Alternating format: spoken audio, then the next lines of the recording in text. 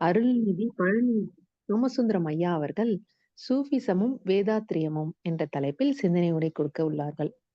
ஐயா அவர்கள் சென்ற வாரம் சனாதன தர்மம் என்ற தலைப்புல சிந்தனை உரை கொடுத்தாங்க. மிக சிறப்பான விளக்கம் கொடுத்தாங்க.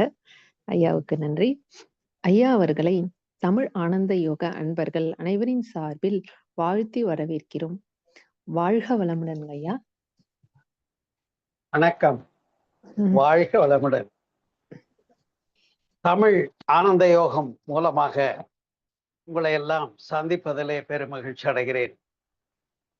அன்பு உள்ளங்களே, ஆன்மநேய செல்வங்களே, முந்தையோர்கள் அகத்தவத்தால் முற்றுணர்ந்த போதிலும் மொழிவதற்கு வார்த்தையின்றி முட்டி மோதி நின்றனர் என்று மகரிஷி அவர்கள் குறிப்பிடுகின்றார்கள். அத்தகைய முடிந்த ஒரு ஞானம்தான் பிரம்ம ஞானம் என்று வேதாதிரி மகரிஷி அவர்கள் தருகின்ற சிறப்பு. அந்த பிரம்ம ஞானத்திலே நாம் எது ஒன்றை விளங்கிக் கொள்ளுகிறோம் என்று சொன்னால் இறை நிலை என்பதை விளங்கிக் கொள்ளுகிறோம்.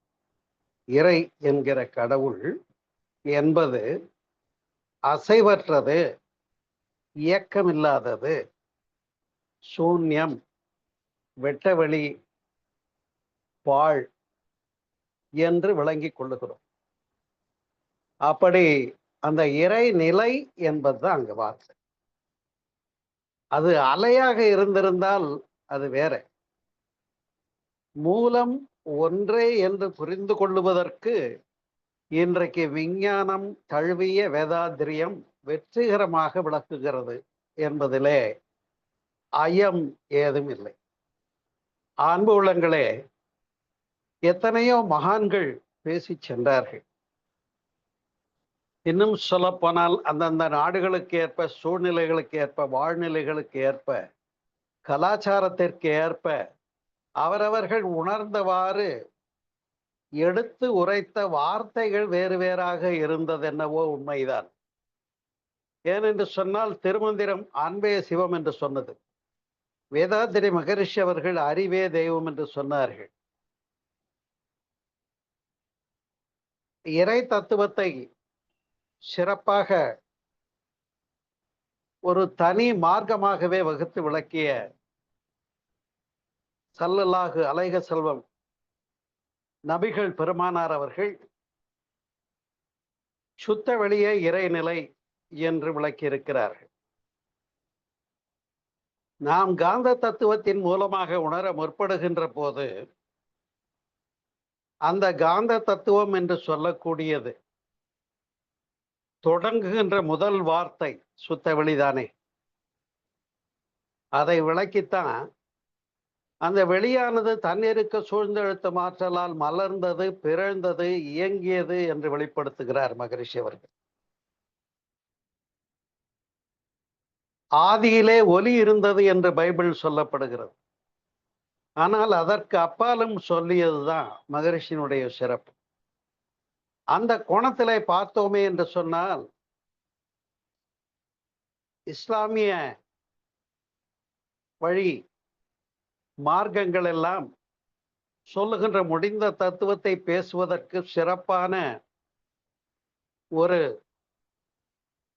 உயர்ந்த நெறி அதே மகான்களாகிய சூஃபிக்களாலே பேசப்பட்டிருக்கிறது, வெளிப்படுத்தப்பட்டிருக்கிறது.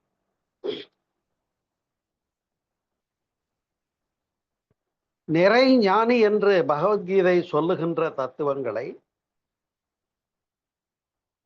புத்த மதத்திலே ஜென் புத்திசம் என்று சொல்லக்கூடிய முடிந்த ஞானத்தை பேசக்கூடிய புத்தருடைய தத்துவத்தை, கோணத்தை, சுத்த அத்வைத ஞானத்தை ஆதிசங்கரர் விளக்கிய பின்னே நாம் உணரப்பட வேண்டிய ஒரு பேருண்மையை,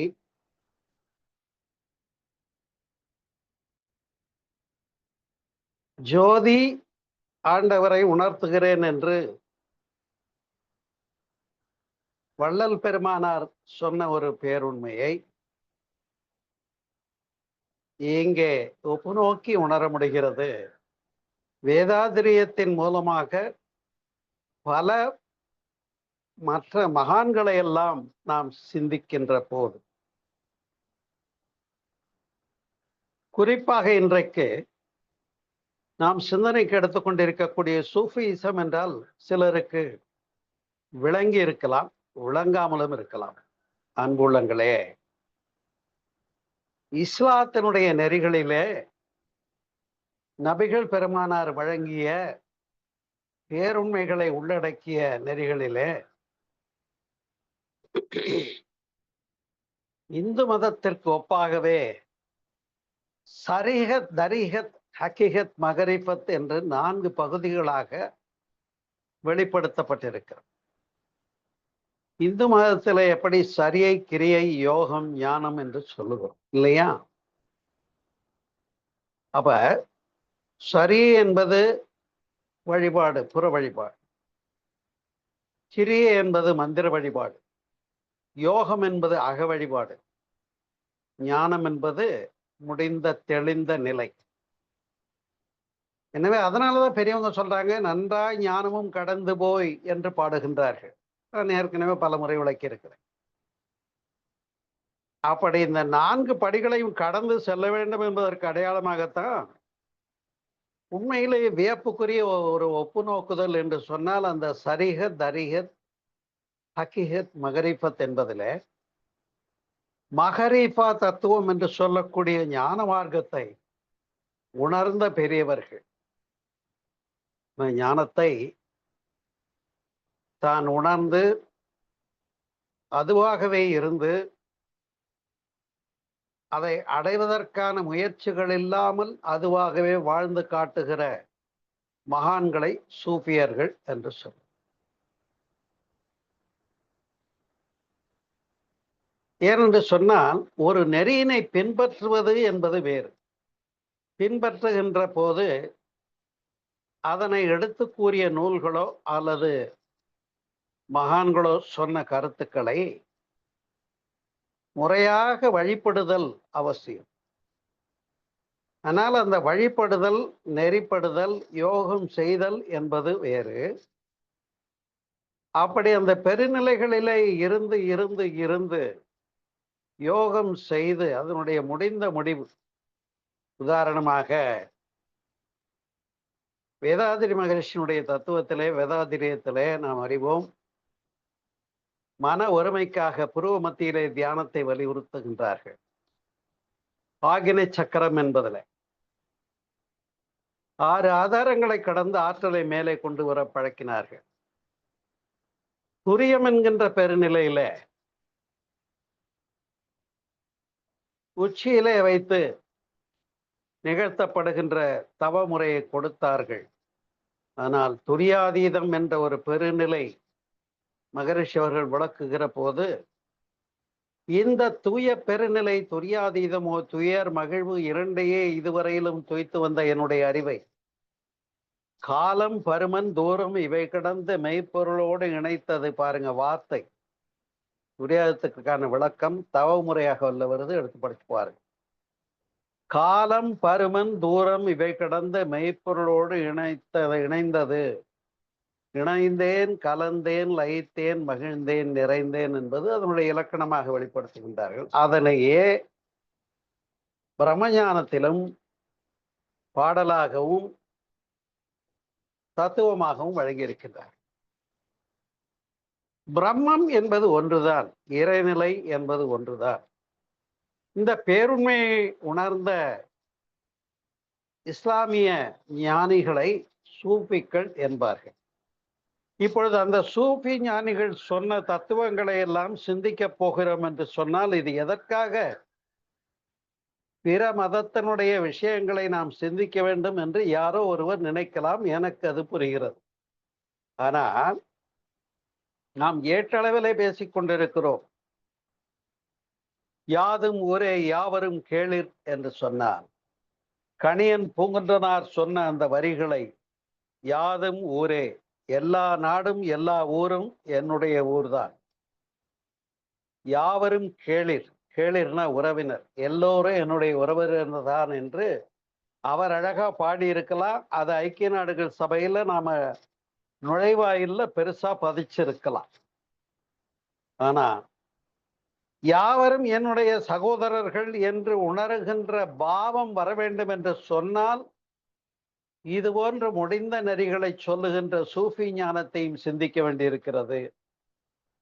அப்படிப்பட்ட சூஃபி ஞானிகள் வரிசையிலே பார்ப்போமே என்று சொன்னால் நாகூர் ஆண்டவர், பீர் முகமது, முல்லா நசுருதீன், மௌலானா ரூமி என்று எத்தனையோ மகான்கள் வாழ்ந்திருக்கின்றார்கள். இன்னும் சொல்ல போனால் அப்படிப்பட்ட சூஃபி ஞானிகள் சொன்ன தத்துவமும் விஞ்ஞான கண்கொண்டு விளக்கக்கூடிய பெருமைக்குரிய கடவுள் தத்துவத்தை சொன்ன வேதாத்திரியமும் ஒன்றுபட்டு போகிறது என்பதுதான் இன்றைக்குரிய சிந்தனை. இது எவ்வளவோ காலமாக நமக்கு புரிந்திருந்தாலும், ஏனென்று சொன்னால் இங்கே பார்த்த சித்தர்கள் பேசுகின்றார்கள், வெட்ட வெளிதனை மெய்யென்றிருப்போர்க்கு பட்டயம் எதுக்கடி குதம்பாய் என்று. அதே வெட்ட வெளியை போற்றுகின்ற நிலையைத்தானே வெட்டவெளி தொழுகை என்று நபிகள் அவர்கள் சொன்னார்கள். உருவமில்லாத அந்த ஒன்றாகி இறைவனை பின்பற்றுவாயாக என்று சொன்னதற்காகவே 600-700 இறை வடிவங்களை வைத்து வழிபட்டு கொண்டிருந்த மக்களை நெறிப்படுத்துவதற்காகவே அவர் மக்காவிலே இந்த கருத்துக்களை எடுத்துரைத்தார். கல்லை எறிந்து மக்காவிலிருந்து மதீனாவுக்கு அவர் விரட்டப்பட்டார் என்று அறிகிறோம். ஆம், நல்ல தெளிந்த ஞானங்களை சொன்ன மகான்களை எல்லாம் அன்றைய காலகட்டத்திலே ஏற்றுக்கொள்ள முடியாத சமுதாயமும் சூழ்நிலைகளும் பல மகான்களை துரத்தி எடுத்து இருக்கிறது என்று சொன்னால் உண்மைதான். சரித்திரம் அதனை ஆம் என்கிறது. ஆனால் மீண்டும் அதனை எஸ்டாப்ளிஷ் பண்ணார் மதீனாவிலிருந்து மக்காவுக்கு வந்து. அப்படி சொன்ன சிறந்த ஒரு தத்துவம் தான். ஏனென்றால் அல்லாஹ் ஒருவனே கடவுள் என்று, இறைவன் என்று இஸ்லாம் சொன்னாலும் சூஃபிக்கள் ஒருவனே தேவன் என்று சொல்லுகின்றார்கள். இந்த இடத்திலே தான் நாம் தெளிவாக சிந்திக்க பழகுகின்றோம். மசூதிகளிலும் தேவாலயங்களிலும் திருக்கோயில்களிலும் ஒரே வடிவில் இறைவனை பின்பற்ற தெரிந்தவர்கள் சூஃபி ஞானியர்கள். அப்படிப்பட்ட சிறந்த சூஃபி ஞானியருக்கு ஒரு எடுத்துக்காட்டாக சொல்லலாம் என்று சொன்னால், நாம் இன்றைக்கு புரிந்தோ புரியாமலோ பலர் பின்பற்றி கொண்டிருக்கிறோமே ஷீரடி சாய்பாபா. அவங்களும் கூட ஒரு சூஃபி ஞானி தான் என்று சொன்னால் மிக இல்லை. அவருடைய அமைப்பை பாருங்கள். அவர் இருந்த இடமோ மசூதி. அவர் போற்றியதோ அனைத்து தெய்வங்களையும் ராமநவமி, கிருஷ்ண ஜெயந்தி உட்பட, ரம்லான் உட்பட எல்லா விழாக்களும் கொண்டாடப்பட்டிருக்கிறது. இப்போ அவங்க சமய நல்லிணக்கத்திற்கு எடுத்துக்காட்டாகவும் இருந்திருக்கிறார்கள். அவர் ஷீரடி பாபா தன்னை ஒரு மசூதி பிராமணன் என்று குறிப்பிடுகிறார் தன்னை பற்றி என்பதும் இங்கே நாம் சிந்திக்க வேண்டிய ஒரு சிறப்பான விஷயமாகும்.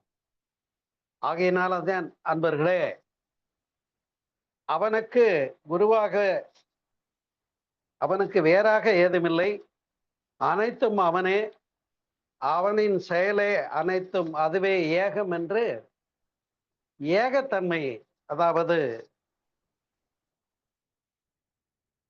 ஒன்றானவன் என்று சொல்லுவோம், அல்லது சிவபுராணத்தில் பார்த்தோமே என்று சொன்னால் ஏகன் அநேகன் இறைவன் அடி வெல்க என்று சொல்லுவார்கள்.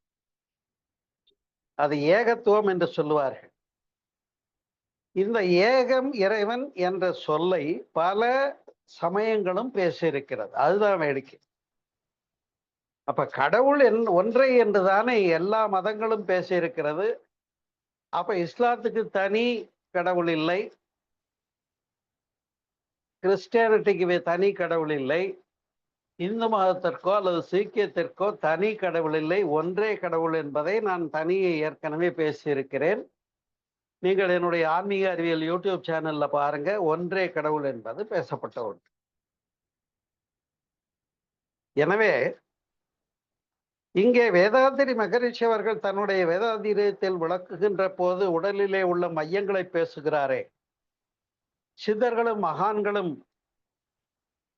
அந்த யோகத்தை பற்றி பேசிய பதஞ்சலி முனிவரும் கூட பேசிய உடம்பிலே உள்ள ஆதாரங்களை பற்றி சூஃபி ஞானிகள் பேசியிருக்கிறார்கள். 6 ஆதாரங்களை அறிவோம்.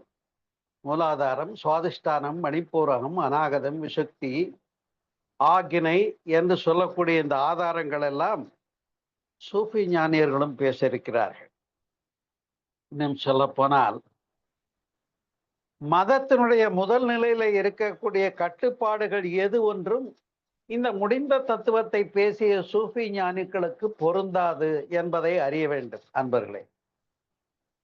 அதே போல புத்த மதத்தினுடைய நியதிகள் எத்தனை இருந்தாலும், புத்த பிக்குகள் எத்தனை பேர் இருந்தாலும், ஜென் புத்திசம் என்று சொல்லக்கூடியது, எப்படி போதி சத்துவர் என்பவர் இங்கே காஞ்சிபுரத்தில் இருந்து சீனாவுக்கு சென்றார் என்று அறியப்படுகிறோம், ரெக்கார்டிக்கலாம். அதே போல போகர் பெருமானும் கூட மக்கா, மதினா, ரோமாபுரி, சீனா ஆகிய நாடுகளுக்கு ககன மார்க்கமாக சென்றார் என்று புலப்படுத்தப்பட்டிருக்கிறது, வெளிப்படுத்தப்பட்டிருக்கிறது. பழனிமலைக்கு வந்தீங்கன்னா தெரியும், அங்க போகர் சமாதியில அதை போட்டிருக்காங்க. போகர் எதுக்காக மக்கா, மதினா, ரோமாபுரி, சீனாவுக்கு போனாரு? வேணுமா வேணாமா? அதைத்தான் இன்றைக்கு சிந்திக்கிறோம். சூஃபி தத்துவமும் இன்றைக்கு நாம் மகரிஷி அவர்களால் உணர்த்தப்பட்டிருக்கின்ற வெட்டவெளி தத்துவமும் ஒன்றே. அதுதான் வெட்டவெளியே இறை வழிபாடு என்று சொன்னது. எனவே ஜாதி மத வேறுபாடு இன்மையை வலியுறுத்தியவர்கள் சூஃபி ஞானிகள். பாருங்க, ஏன்னா ஒன்றை கடைபிடிக்கப்படுகின்ற போதுதான் நீ இப்படித்தான் இருக்கணும்ன்ற நியதிகளும் நெறிமுறைகளும் தேவைப்படுகிறது. அத்தகைய நெறிமுறைகளையும் நியதிகளையும் நடைமுறைகளையும் பயிற்சிகளையும் கூட, யோகம் தியானம் பயிற்சிகளையும் கூட பின்பற்றுகின்ற போது அங்கே சட்டங்கள் தேவை. இப்படித்தான் தவம் செய்யணும்னு நமக்கு ரூல்ஸ் அண்ட் ரெகுலேஷன் இருக்கு, வார்த்தைகளை மாற்ற முடிவதில்லை.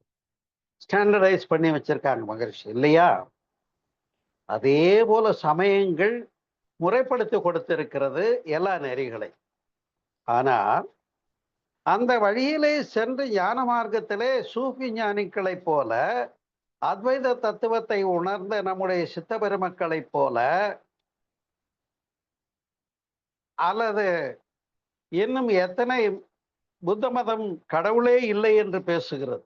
பாத்தீங்கன்னா ஜைன மதம், புத்த மதம் நிரீஸ்வரவாதம் என்று சொல்லுவார்கள். கடவுள் இல்லை என்று சொல்லுகின்ற மதங்களாக இருந்தாலும் கூட நாமளும் கடவுளை தேடி போன போது இப்ப என்ன கடவுள்னு கடைசியா கண்டோம்? வெட்ட வெளிதனை மெய்யென்று இருப்போருக்கு பட்டயம் எதுக்கடி. அப்ப வெட்ட வெளிதான் இறைநிலை என்று புரிந்தோம் அல்லவா? அதுதான் அங்கே உள்ள தனிச்சிறப்பு. இதையெல்லாம் புரிந்து கொள்வதனாலே எது ஒன்று நமக்கு நடைமுறையிலே பிராக்டிக்கலா தேவைப்படுகிறது என்று சொன்னால் சகோதரத்துவம், உயிர்களிடம் அன்பு.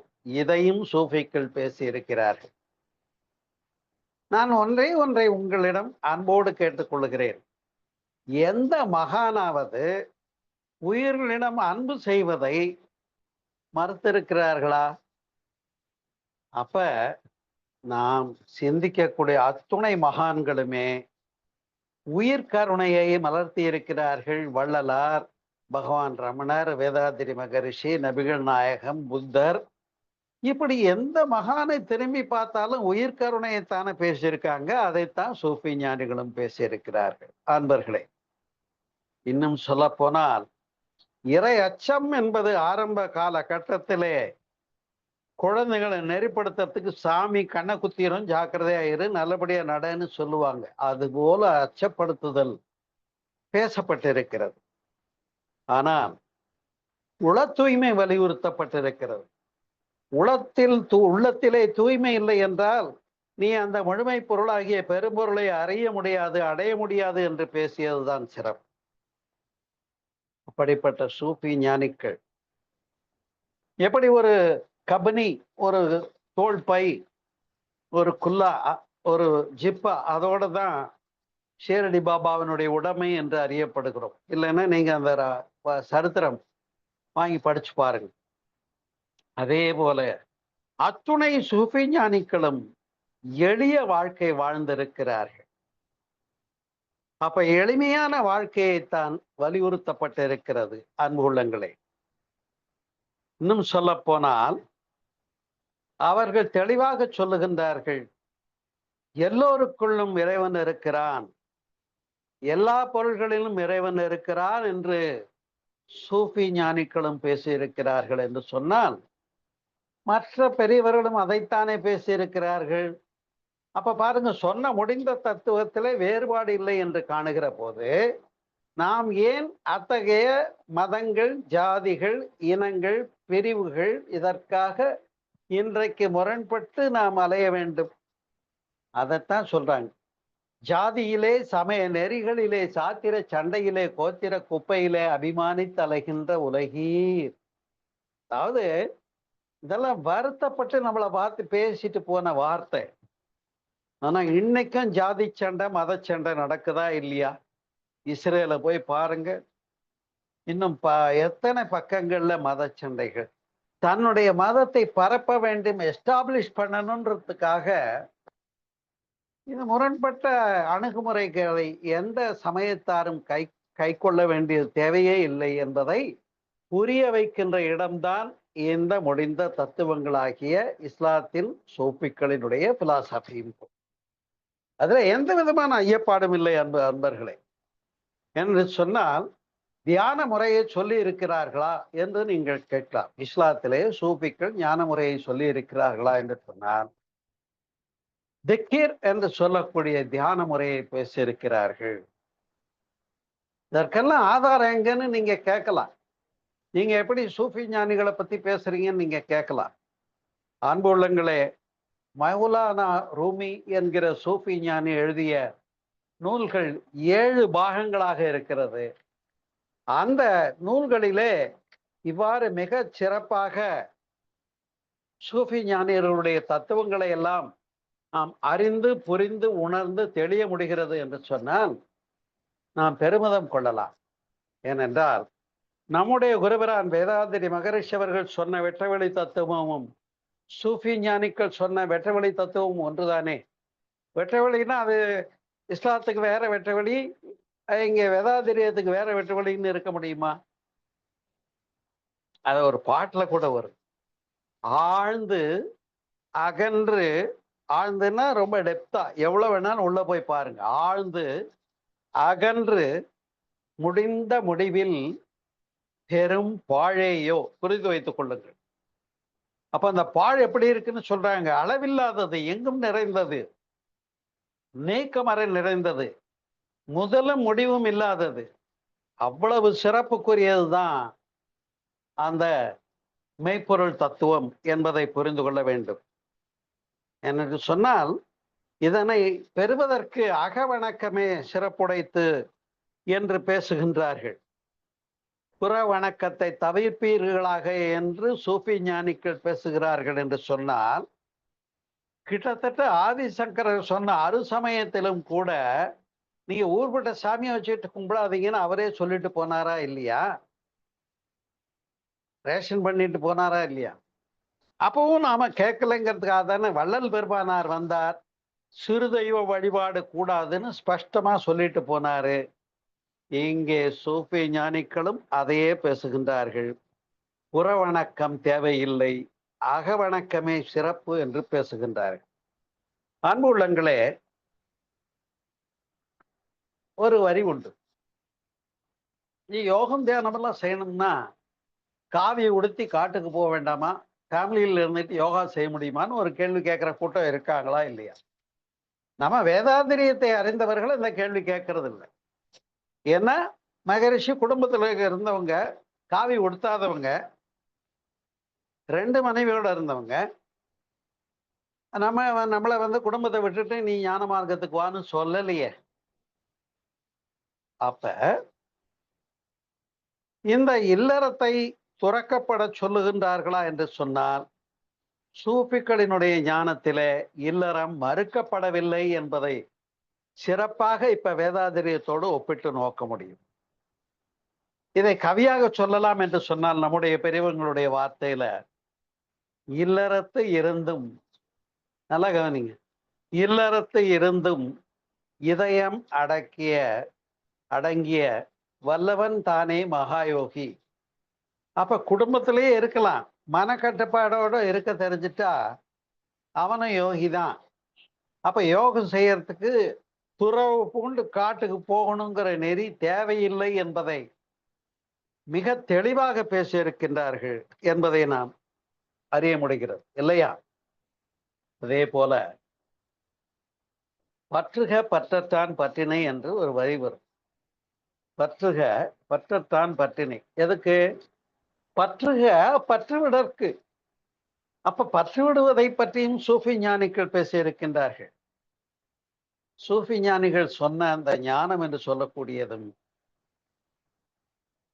பற்றுவிடலைத்தான் வலியுறுத்திருக்கிறது என்பதை சிறப்பாக உணரும். பாருங்க, அதே போல பகவத்கீதையில் எடுத்துக்கிட்டீங்கன்னா ஆன்மா அழிவற்றது என்று சொல்லுகிறது இல்லையா? இது நான் சூஃபி ஞானமும் வேதாதிரியமும் என்று சிந்தனைக்கு எடுத்துக்கொண்டேனே தவிர, நான் மற்ற நிறைந்த மகான்களை நான் சிந்தித்திருக்கின்ற காரணத்தினாலே, மகரிஷி வழியிலே சிந்தித்த பெருமையினாலே, அந்த மகான்கள் சொன்ன முடிந்த பொருள் எல்லாம் அத்துணை மதங்களினுடைய தலைவர்கள், மகான்கள், ஞானியர்கள் சொன்னதுக்கு ஒத்து போகிறது என்பதுதான் சிறப்பாக நமக்கு விளங்கிக் கொள்கிறது இல்லையா? அதனால்தான் ஆன்மா அழிவற்றது. இப்பொழுது கூட முதன் முறையாக என்று நினைக்கிறேன், உங்களோடு மகிழ்வோடு பகிர்ந்து கொள்கிறேன். மகரிஷி அவர்களுடைய கண்ணோட்டத்தின் அடிப்படையில ஒரு மிகவும் கிரிட்டிக்கலான ஒரு சப்ஜெக்டாக சொல்லக்கூடிய பிறப்புக்கு முன்னும் இறப்புக்கு பின்னும், இதனை நூல் வடிவிலே இப்பொழுது தயாரித்துக் கொண்டிருக்கிறேன் என்பதை உங்களிடம் மகிழ்வோடு பகிர்ந்து கொள்கிறேன் அன்பு உள்ளங்களே. இப்பொழுது என்னுடைய இந்த 5வது நூல் மிக விரைவில் வெளிவர இருக்கிறது. மகிழ்ச்சி அடையுங்கள், வாழ்த்துங்கள். இன்னும் சொல்லப்போனால் அதனிலே ஆன்மா அழிவற்றது என்பதையும் மறுபிறவி இல்லை என்பதையும் பேச வேண்டியிருக்கிறது. அதற்காக இங்க ஞாபகம் வந்தது சொல்றேன். ஏன்னா நம்ம செத்து போயிடுறோம்னு நினைக்கிறோம். செத்து போல. நான் என்பது ஆன்மாவை சுட்டுகின்ற சொல். களங்கம் நீங்கி ஆன்மாவை சுட்டுகின்றது. பதிவுகள் நீங்கி ஆன்மாவை எடுத்துக்கொண்டால் man -3 impurities is equal to God ன்னு மகரிஷி சொன்னாங்களா இல்லையா? அதே கோணத்திலே அணுகுகின்ற போது ஆன்மா அழிவற்றது என்ற பேருண்மையை அந்த நூலிலே வெளிப்படுத்த வேண்டியிருந்தது, வெளிப்படுத்தி இருக்கிறேன். இன்னும் சொல்ல போனால் அன்பர்களே,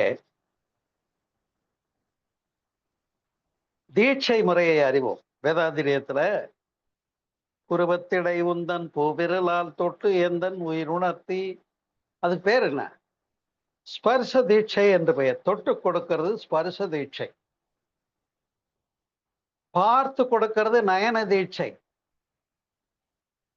இன்னும் அடுத்ததாக குருவானவர் அந்த பேருண்மையிலே நின்று இருந்து காட்டி அதை பின்பற்றுகின்ற சீடனையும் அந்த இடத்துல நிலை நிறுத்தி கொடுப்பது மானச தீட்சை என்று சொல்லக்கூடிய துரியாதீதம். ஏன் இதனை இங்கே சொல்லுகிறேன் என்று சொன்னால், கைகளோடு கைகளை பற்றி ஸ்பர்சம் மூலமாக தீட்சை கொடுப்பதை, அந்த ஸ்பர்ச தீட்சை முறையை பையத் என்ற பெயரிலே சூஃபி ஞானிகள் பேசியிருக்கிறார்கள், வழங்கி இருக்கிறார். சிறப்பு தானே? இன்னும் சொல்ல போனால் எல்லா மனுஷனுடைய மார்க்கத்தை, மகிழ்ச்சியுடைய தத்துவத்தை புரிஞ்சு பின்பற்றி அருட்செல்வராகி அருள்நிதி ஆயிட்ட பின்னால அங்கே கர்மயோக படிவம் ஒன்றை கொடுத்து அதுல கையெழுத்து வாங்கியிருக்காங்க. இப்ப அது நடைமுறையில் இல்லை என்று எண்ணுகிறேன். நான் இருந்த போது உண்டு. அந்த ஃபார்முக்கு ₹1 தான் கட்டணும். உலக பொது அருள்நெறி சமயம், கர்மயோகம் உலக பொது அருள்நெறி சமயம் என்று கும்பகோணத்தை தலைமையிடமாக வைத்து மகரிஷி அவர்கள் உருவாக்கிய ஒரு புதிய சமயம். அறிந்து கொள்ளுங்கள். வேதாதிரியை பின்பற்றுகின்ற மகரிஷி அவர்களை பின்பற்றுகின்ற அன்பு உள்ளங்களே, வேதாதிரி மகரிஷி அவர்கள் நமக்காக ஒரு புதிய சமயத்தை நிறுவி சென்றார்கள். அதுக்கு பேர் என்ன? உலக பொது அருள்நெறி சமயம். அது இன்னைக்கு இருக்கா இல்லையான்னு எனக்கு தெரியாது, நீங்க தேடி பார்த்துக்கோங்க. அந்த சமய முறைப்படி நம்முடைய வருவாயிலே ஒரு சதவிகிதத்தை மகரிஷியினுடைய இந்த அறக்கட்டளை மற்றும் அறிவுத்திருக்கோயில்களுக்கு வழங்க வேண்டும் என்று ஒரு நிபந்தனை வரும். அது அப்படியே கரெக்டா பார்த்தீங்கன்னா, உன்னுடைய வருவாயில 2.5% வழங்கு, அதுக்கு பேரு ஜிகாத்துன்னு பேரு என்று பேசுகிறது தானே இஸ்லாம், இல்லையா?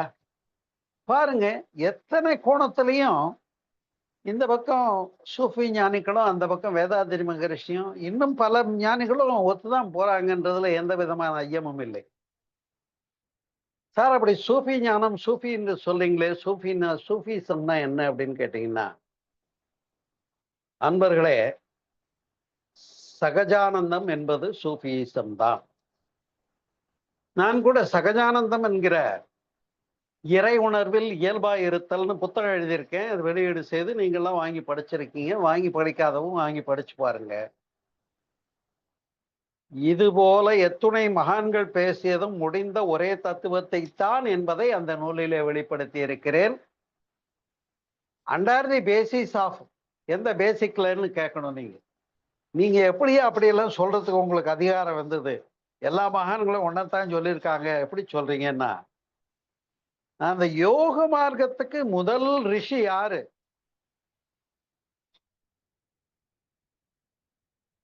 சொல்லுங்க பார்ப்போம்.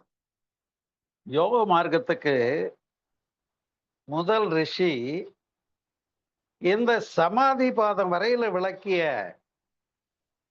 அவர்தானே பதஞ்சலி முனிவர் என்று கேள்விப்பட்டிருப்பீர்கள். ஒரு கவியிலே கூட ஒரு அட்டாங்க யோகம் ஆதாரம் 6 அவத்தை 5 விட்டேறி போன வெளிதனிலே வியப், அங்கேயும் வெட்ட வழி வருது. இங்க என்ன வருது? அட்டாங்க யோகம், நியமம், நியமம், ஆசனம், பிராணாயாமம், பிரத்யாகாரம், தாரணை, தியானம், சமாதி, இல்லையா? அதான் அட்டாங்க யோகம். ஆதாரம் 6 தெரிவோம், அவத்தை 5 அறிவோம். இப்படி பதஞ்சலி முனிவர் சொன்ன அந்த முடிந்த பொருள் சமாதி பாதத்திலே கைவல்ய பாதம் என்று சொல்லி அதுக்கு மேல முடிக்கிறார். அதோட அதுவும் மகரிஷி துரியாதீதமும் இன்றைக்கு ஞானிகளை துணை பேரும் சொல்லுகின்ற சூஃபி ஞானிகள் சொல்லுகின்ற அந்த பெருநிலையும் ஒன்றே என்று விளக்கி இருக்கிறேன் என்பதை மகிழ்வோடு உங்களோடு பகிர்ந்து கொள்ளுகிறேன். ஏனென்று சொன்னால், இது சரிகத் என்று ஒன்று பேசணும், இல்லையா? சரி, கிரியை, யோகம், ஞானம்னு நீங்க அறிஞ்சிருப்பீங்க. சரியை என்பது ஒரு வழிபாடு, கிரியை என்பது மந்திர வழிபாடு, யோகம் என்பது மனோ வழிபாடு, ஞானம் என்பது அறிவு வழிபாடு. இதுல இந்த சரீகத் என்பது நிய்யத் என்று சொல்லப்படுகிறது. எதுல? சூஃபி ஞானத்துல நிய்யத் என்று சொல்லப்படுகிறது. அதே தரீகத் என்பது என்னன்னு கேட்டா, மந்திரங்கள்னு நீங்க சொல்றீங்க இல்லையா, இட்ஸ் நத்திங் பட் சங்கல்பம். தவமுடைவில் என்ன சொல்ற? பேராற்றலின் கருணையினால் உடல்நலம், நீடாயுள், நிறை செல்வம், உயர் புகழ், மெஞ்ஞானம் ஓங்கி வாழ்வேன். இந்த வார்த்தையை மாத்துறதுக்கு யாருக்காவது ரைட் இருக்கா? மாத்தி பாருங்க. மாத்தக்கூடாது. ஏன்னா இது மந்திரமாகி விட்டது.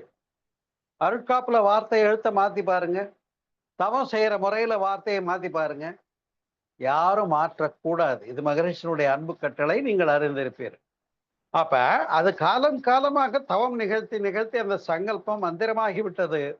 எனவேதான் அதை தரிகத் என்று விளக்குகின்றார்கள். அன்பர்களே, அப்படி இந்த சரிகத், தரிகத், ஹகீகத், மகரிஃபத் என்பதிலே மகரிஃபா தத்துவம் என்பதுதான் சூஃபி ஞானிகளினுடைய முடிந்த அந்த ஒரு ஞானத்தை குறிப்பிடுகின்ற சொல். சூஃபி ஞானிகளுக்கே மகரிஃபா தத்துவம் முடிச்சவங்க என்றதுதான் பொருளாகும். அப்படி அந்த இருப்பு நிலையை பற்றி பேசணும் இல்லையா? சுத்தவெளி, வெட்டவெளி, பாழ், பரவெளி, பிரம்மம், நிர்விகற்பம், நிர்மலம், மோனம், தத்துவஸ்து, மெய்ப்பொருள், ஆதி, அனாதி, இறை, சிவம் என்று முடிக்கிறோம்.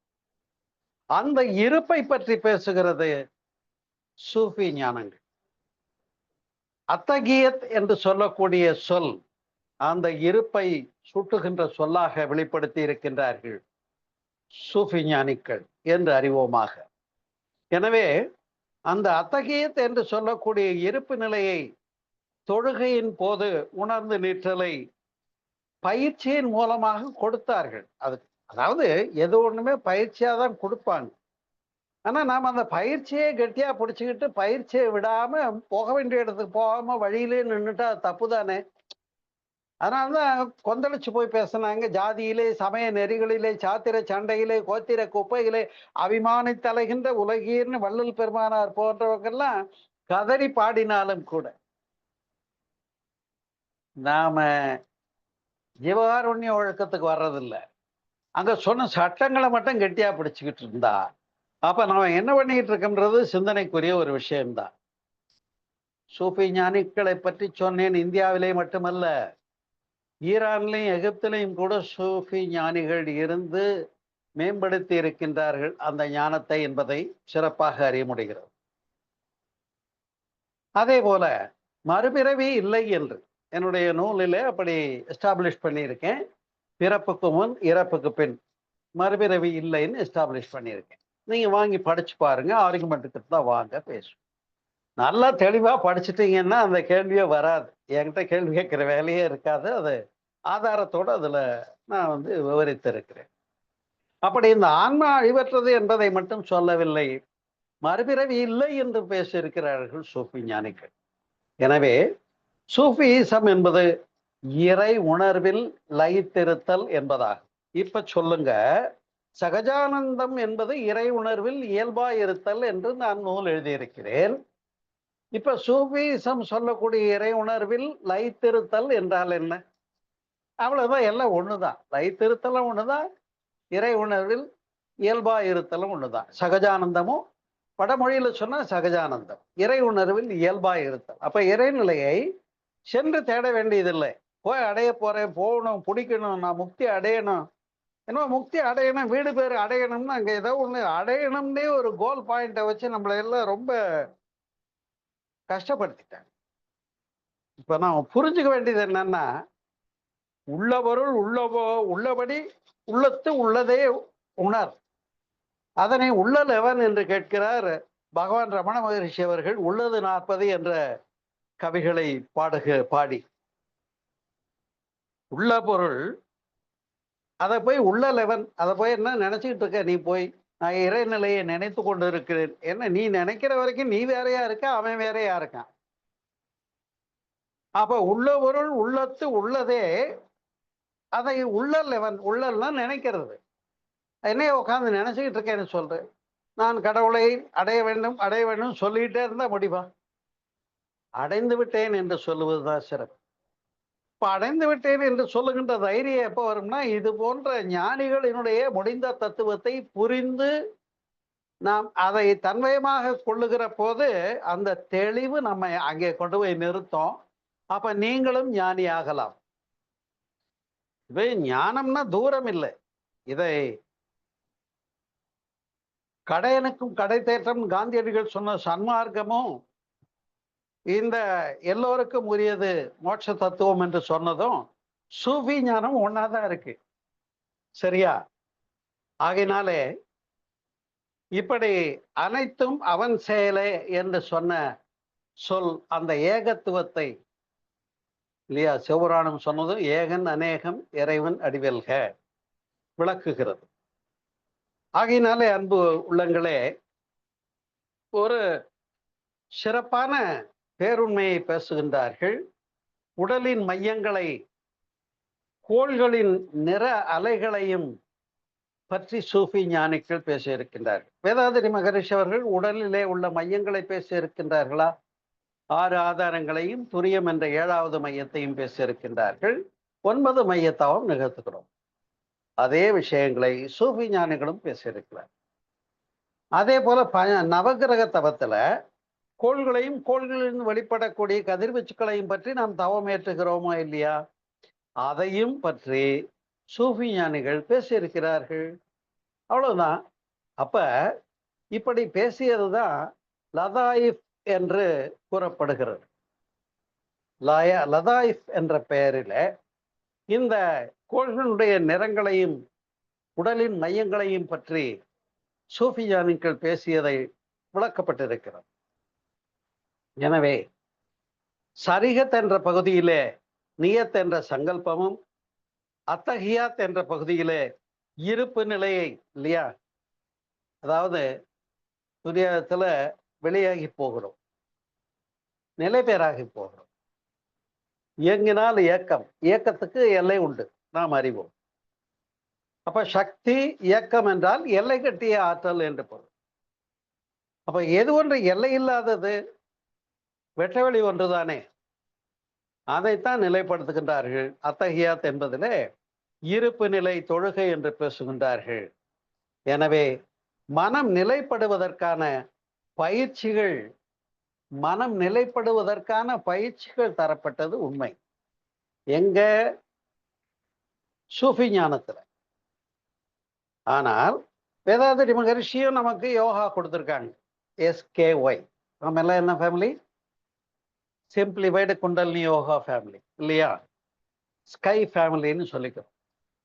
அப்ப அதே யோக ஞானத்தை பற்றி மகரிஷி அவர்கள் பேசியிருக்கிறார்கள், சூஃபி ஞானிகள் பேசியிருக்கிறார்கள் என்று சொன்னால், இன்னும் ஒரு சிறப்பான பெருமைக்குரிய விஷயத்தை இந்த நேரத்திலே நான் உங்கள் முன் வைக்க கடமைப்பட்டிருக்கிறேன். எப்படி சங்க இலக்கியங்களிலே பெண்பால் புலவர்கள் பேசியிருக்கிறார்கள் தெரியுமா தெரியாதா? ஆண்பால் புலவர்கள் மட்டுமல்ல, பெண் புலவர்களும் சங்க இலக்கியங்களை பேசியிருக்கிறார். சரியா? இப்ப இந்த 63 நாயன்மார்கள் என்றெல்லாம் சொல்றாங்க இல்லையா, ஆழ்வார்கள், இதுலெல்லாம் அந்த வரிசையில் ஆண்டாளம்மா வர்றாங்க. இந்த வரிசையில பார்த்தீங்கன்னா காரைக்காலம்மையார் வர்றாங்க. பெண்களும் இருக்காங்க. அதே போல சூஃபி ஞானிகளிலே பெண்களும் இருந்திருக்கிறார்கள் என்பது தனிச்சிறப்பாகும். அன்பு உள்ளங்களே, ஆகினாலேதான் இந்த பேருண்மையிலே நிலை பெறுவதும், அதிலிருந்து விரிந்து தோன்றிய மற்ற தோற்றங்களை பற்றி விளக்கியதும், அதிலிருந்து மீண்டும் அந்த பேருண்மையாகிய நிலை தத்துவத்துக்கு சென்று நிலைப்படுவதையும் பற்றி பேசுகின்ற வார்த்தை தான் தௌபா என்று சொல்லப்படுகிறது சூஃபியருடைய ஞானத்தில். இந்த தௌபா என்பது என்ன அப்படின்னு கேட்டீங்கன்னா, நீங்களும் மீட்டமைப்பதும் என்று பொருளாகும். அப்ப ஒன்றானவன் உருவில் இரண்டானவன் என்று சொன்னாலும், ஒன்றல்லன் இரண்டல்லன் அல்லா அழியுமல்லன் என்று சொன்னாலும், உருவாய் அருவாய் உளதாய் இளதாய் மறுவாய் மலராய் மணியாய் ஒளியாய்ன்னு அங்க முருகப்பெருமான்கிட்ட போய் அருணகிரிநாதர் வரியிலேயே நீங்க பாடினாலும் முடிந்த பொருள் ஒன்றுதானே. அதுல எந்த ஐயமும் இல்லை. இந்த ஐயமற்ற நிலையை நாம் எல்லா சமயத்தை சார்ந்தொழுகின்ற முடிந்த தத்துவங்களை புரிந்தவர்கள் உணர்ந்து ஒழுகி நின்று விட்டார். எதை? இந்த மகரிபா சூஃபி தத்துவத்தை உணர்ந்து ஒழுகிவிட்டால் எல்லா ஞானியர்களும் ஒன்றுதான். அப்ப அங்க பேதங்கள் கடந்த இடம் வரும். அங்கே சகோதரத்துவம் மிச்சமாகும். உயிர்கருணையை மட்டுமே எல்லா சமயங்களும் போதிக்கிறது. ஏன் உயிர்கருணையை பற்றி புத்தர் பேசவில்லையா? உயிர்கருணையை பற்றி இயேசுநாதர் பேசவில்லையா? உயிர்கருணையை பற்றி திருமந்திரம் பேசவில்லையா? அன்பு சிவம் இரண்டென்பார் அறிவிலர், அன்பே சிவமாய் அமர்ந்திருந்தாரே சொல்லிட்டாரா இல்லையா? அதே ஜீவகாருண்ய ஒழுக்கத்தை சொன்னதுனால தானே வள்ளலாரை இன்றைக்கும் போற்றுகிறோம். எல்லா ஊர்லயும் வள்ளலாருடைய சன்மார்க்க நெறி வழிபாட்டு நிலையங்கள் இருக்கிறது. காரணம் ஜீவகாருண்ய ஒழுக்கம் என்ற சிறந்த தத்துவம் தான். ஆகையினாலேதான் மனம் திருந்துங்கள், மனம் வருந்துங்கள், தவறுகளை விட்டுவிடுங்கள், மீண்டும் தவறு செய்யாமல் இருங்கள் என்று சொல்லுகிறது. அங்கே இந்த வார்த்தைகளை எங்கே போய் நீங்க ஒப்பிட்டு பார்க்கலாம் என்று சொன்னால், அன்பு உள்ளங்களே, நான் அப்படியே உங்களை கிறிஸ்துவத்துக்கு அழைத்துச் செல்ல விரும்புகிறேன். பாவிகளை மன்னிக்க வந்தேன் என்று சொல்லுகிறார் இயேசுநாதர். அவருக்கு ஏன் வந்தேன்னு சொல்றாருன்னா, நல்லவங்களுக்காக வரலையா, பாவிகளை ரட்சிக்க வந்தேன் என்று சொல்லுகிறார்.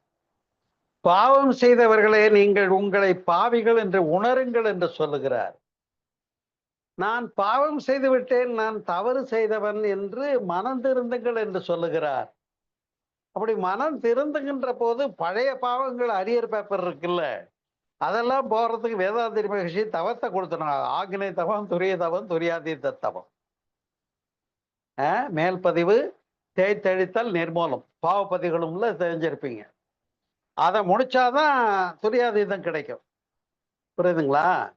இல்லாம துரியாதீதம் குரு கொடுத்துட்டாரு, நானும் போயிட்டேன், வெட்ட வேலைக்கு போயிட்டேன்னு சொல்லிட்டு இருக்க முடியாது. அப்ப இங்க அற்றது பற்றனில் உற்றது வீடு, அரியர் பேப்பர் முடிக்கணுங்கிறத சொல்லும் போது இதையே கிறிஸ்டியானிட்டியில சொல்லப்படுகிறது. நீங்கள் மறந்திருந்துங்கள், இயேசுவுக்குள் உயிர்த்தல், இயேசுவுக்காய் உயிர்த்தல். இந்த வார்த்தையை சொல்லும்போது எனக்கு புலங்காகிதமாகிறது. ஏன்னா நான் அந்த இடத்துக்கு போயிருக்கேன். இயேசுவுக்குள் உயிர்த்தல், இயேசுவுக்காய் உயிர்த்தல். ஏன்னா ஒரு காலகட்டத்தில் இயேசு ஒருவரே வழியும் சத்தியமும் ஜீவனுமாக இருக்கிறார் என்று சொன்னா, என்னைய எங்க கடவுள்லாம் அப்படி இல்லையா அப்படின்னு எனக்கு ஐயம் ஏற்பட்டதும். ஆனால் இப்ப இந்த முடிந்த ஒரு அணுகுமுறையில நின்று நீங்க யோசனை பண்ணி பாருங்க. இங்கே சூஃபி ஞானிகள் சொன்னதும் மனம் திருந்துங்கள், மனம் வருந்துங்கள், தவறுகளை விட்டு விடுங்கள், மீண்டும் தவறு செய்யாமல் இருங்கள் என்று சொன்னதையே பாவ மன்னிப்பு, பாப்டிசம், கிறிஸ்துவனாக வாழ்தல், கிறிஸ்துவுக்குள் வாழ்தல். கிறிஸ்துவுக்குள் வாழ்தல் என்ன? இந்த இறையச்சம் இருக்கும், அவன் ஃபர்தரா தப்பு பண்ண மாட்டான். நீங்க பிரம்மஞானம் முடிச்சிட்டீங்க. பிரம்மஞானம் முடிச்சவங்க எப்படி இருக்கணும் அப்படி இருக்கணும். பிரம்மஞானம் முடிச்சுட்டு அடுத்தவங்களை போய் நோக்க படிக்க முடியுமா? நான் கேட்கறது புரியுதா உங்களுக்கு? நான் யாருடைய உடலுக்கும் மனதுக்கும் துன்பம் தர மாட்டேன் சொல்றீங்களா இல்லையா? தவம் முடிக்கும் போது சொல்றீங்களா இல்லையா? நான் கேட்கறேன், கொஞ்சம் கோபமா தான் கேட்கறேன்னு வச்சுக்கோங்களேன். நான் யாருடைய உடலுக்கும் மனதுக்கும் துன்பம் தர மாட்டேன், துன்பப்படும் உயிர்களுக்கு என்னால் முடிந்த உதவிகளை செய்வேன்னு வாயில பாடிக்கிட்டு நாம் யாரையாவது துன்பப்படுத்தினா நாம வேதாந்திரியத்தை பின்பற்றுகிறவர்களா? இதத்தான் வள்ளல் பெருமானாருடைய வரிகள்லயே சொல்றாரு. நான் ஜாதி, சமயம், இதம், மதம், இந்த வர்ணாசிரம நியதிகள் எதையும் கையில் எடுக்க மாட்டேன் என்று சத்தியம் பண்ண சொல்றாருங்க வள்ளலாறு. வள்ளல் பெருமானாரை பின்பற்றுகின்ற சன்மார்க்கிகள் அனைவரும் இந்த சத்தியத்தை அங்க சொல்லிட்டு தான் அடுத்தது அங்க நிகழ முடியும். அப்ப அதே கிறிஸ்டியானிட்டி சொல்லியிருக்கா, அதே இங்கே சூஃபி ஞானமும் சொல்லியிருக்கா. அப்ப நம்ம எல்லாம் நெறிப்படுத்துறதுக்கு வந்த முடிந்த தத்துவத்தை உணர்றதை விட்டுட்டு இது எல்லாத்தையும் சம்பிரதாயத்தை மட்டும் கெட்டியா பிடிச்சிட்டு, நான் கிறிஸ்துவன், நான் வெளியே வர மாட்டேன், நான் இஸ்லாமியன், நான் இந்து, என்ன மதம் வேண்டி கிடக்கு? அதனால்தான் மதம் கடந்த விரிந்த ஞானத்திற்கு நம்ம அழைத்து சென்ற பெரியவர்கள், ஞானியர்கள், சூப்பர் ஞானியர்கள் தான் சூஃபி ஞானியர். சரியா? இன்னைக்கு என்னமோ சூஃபி ஞானியர்கள்னு தலைப்பு கொடுத்த காரணமோ என்னமோ தெரியல, நாம நிறைய பேர் சிந்திக்க வேண்டிய அவசியம் இருக்கு. இது எல்லாருக்கும் கொண்டு சென்று செலுத்துங்கள். ஏன்னா இது ஒரு அருமையான உரையாக நான் இன்றைக்கு உங்களோட பகிர்ந்து கொள்கிறேன். அப்படி நமக்கும் இந்த விஷயங்கள் வலியுறுத்தப்பட்டிருக்கிறது. சூஃபியர்கள் யார் என்று பார்த்தோம், பல மகான்களை பற்றி சிந்தனை செய்தோம் இல்லையா? அப்படி இந்த ஞானத்தின் மூலமாக அறியப்பட்ட முடிந்த பொருள் என்ன என்று கேட்டோமே என்று சொன்னால் மௌனம். அதை பேசுகின்றார்கள் சூஃபி ஞானிகள். மகரிஷியும் மௌனம் இருந்தாங்க இல்லையா? 48 நாள் மௌனம் இருந்தாங்கல்ல. நீங்களும் அறிவு திருக்கோயில்ல மௌனம் நடத்தப்பட்டது அப்படிங்கிறீங்க. மௌனம் இருத்தல் தான். அந்த வார்த்தை எனக்கு கொஞ்சம் வித்தியாசமா இருக்கும்.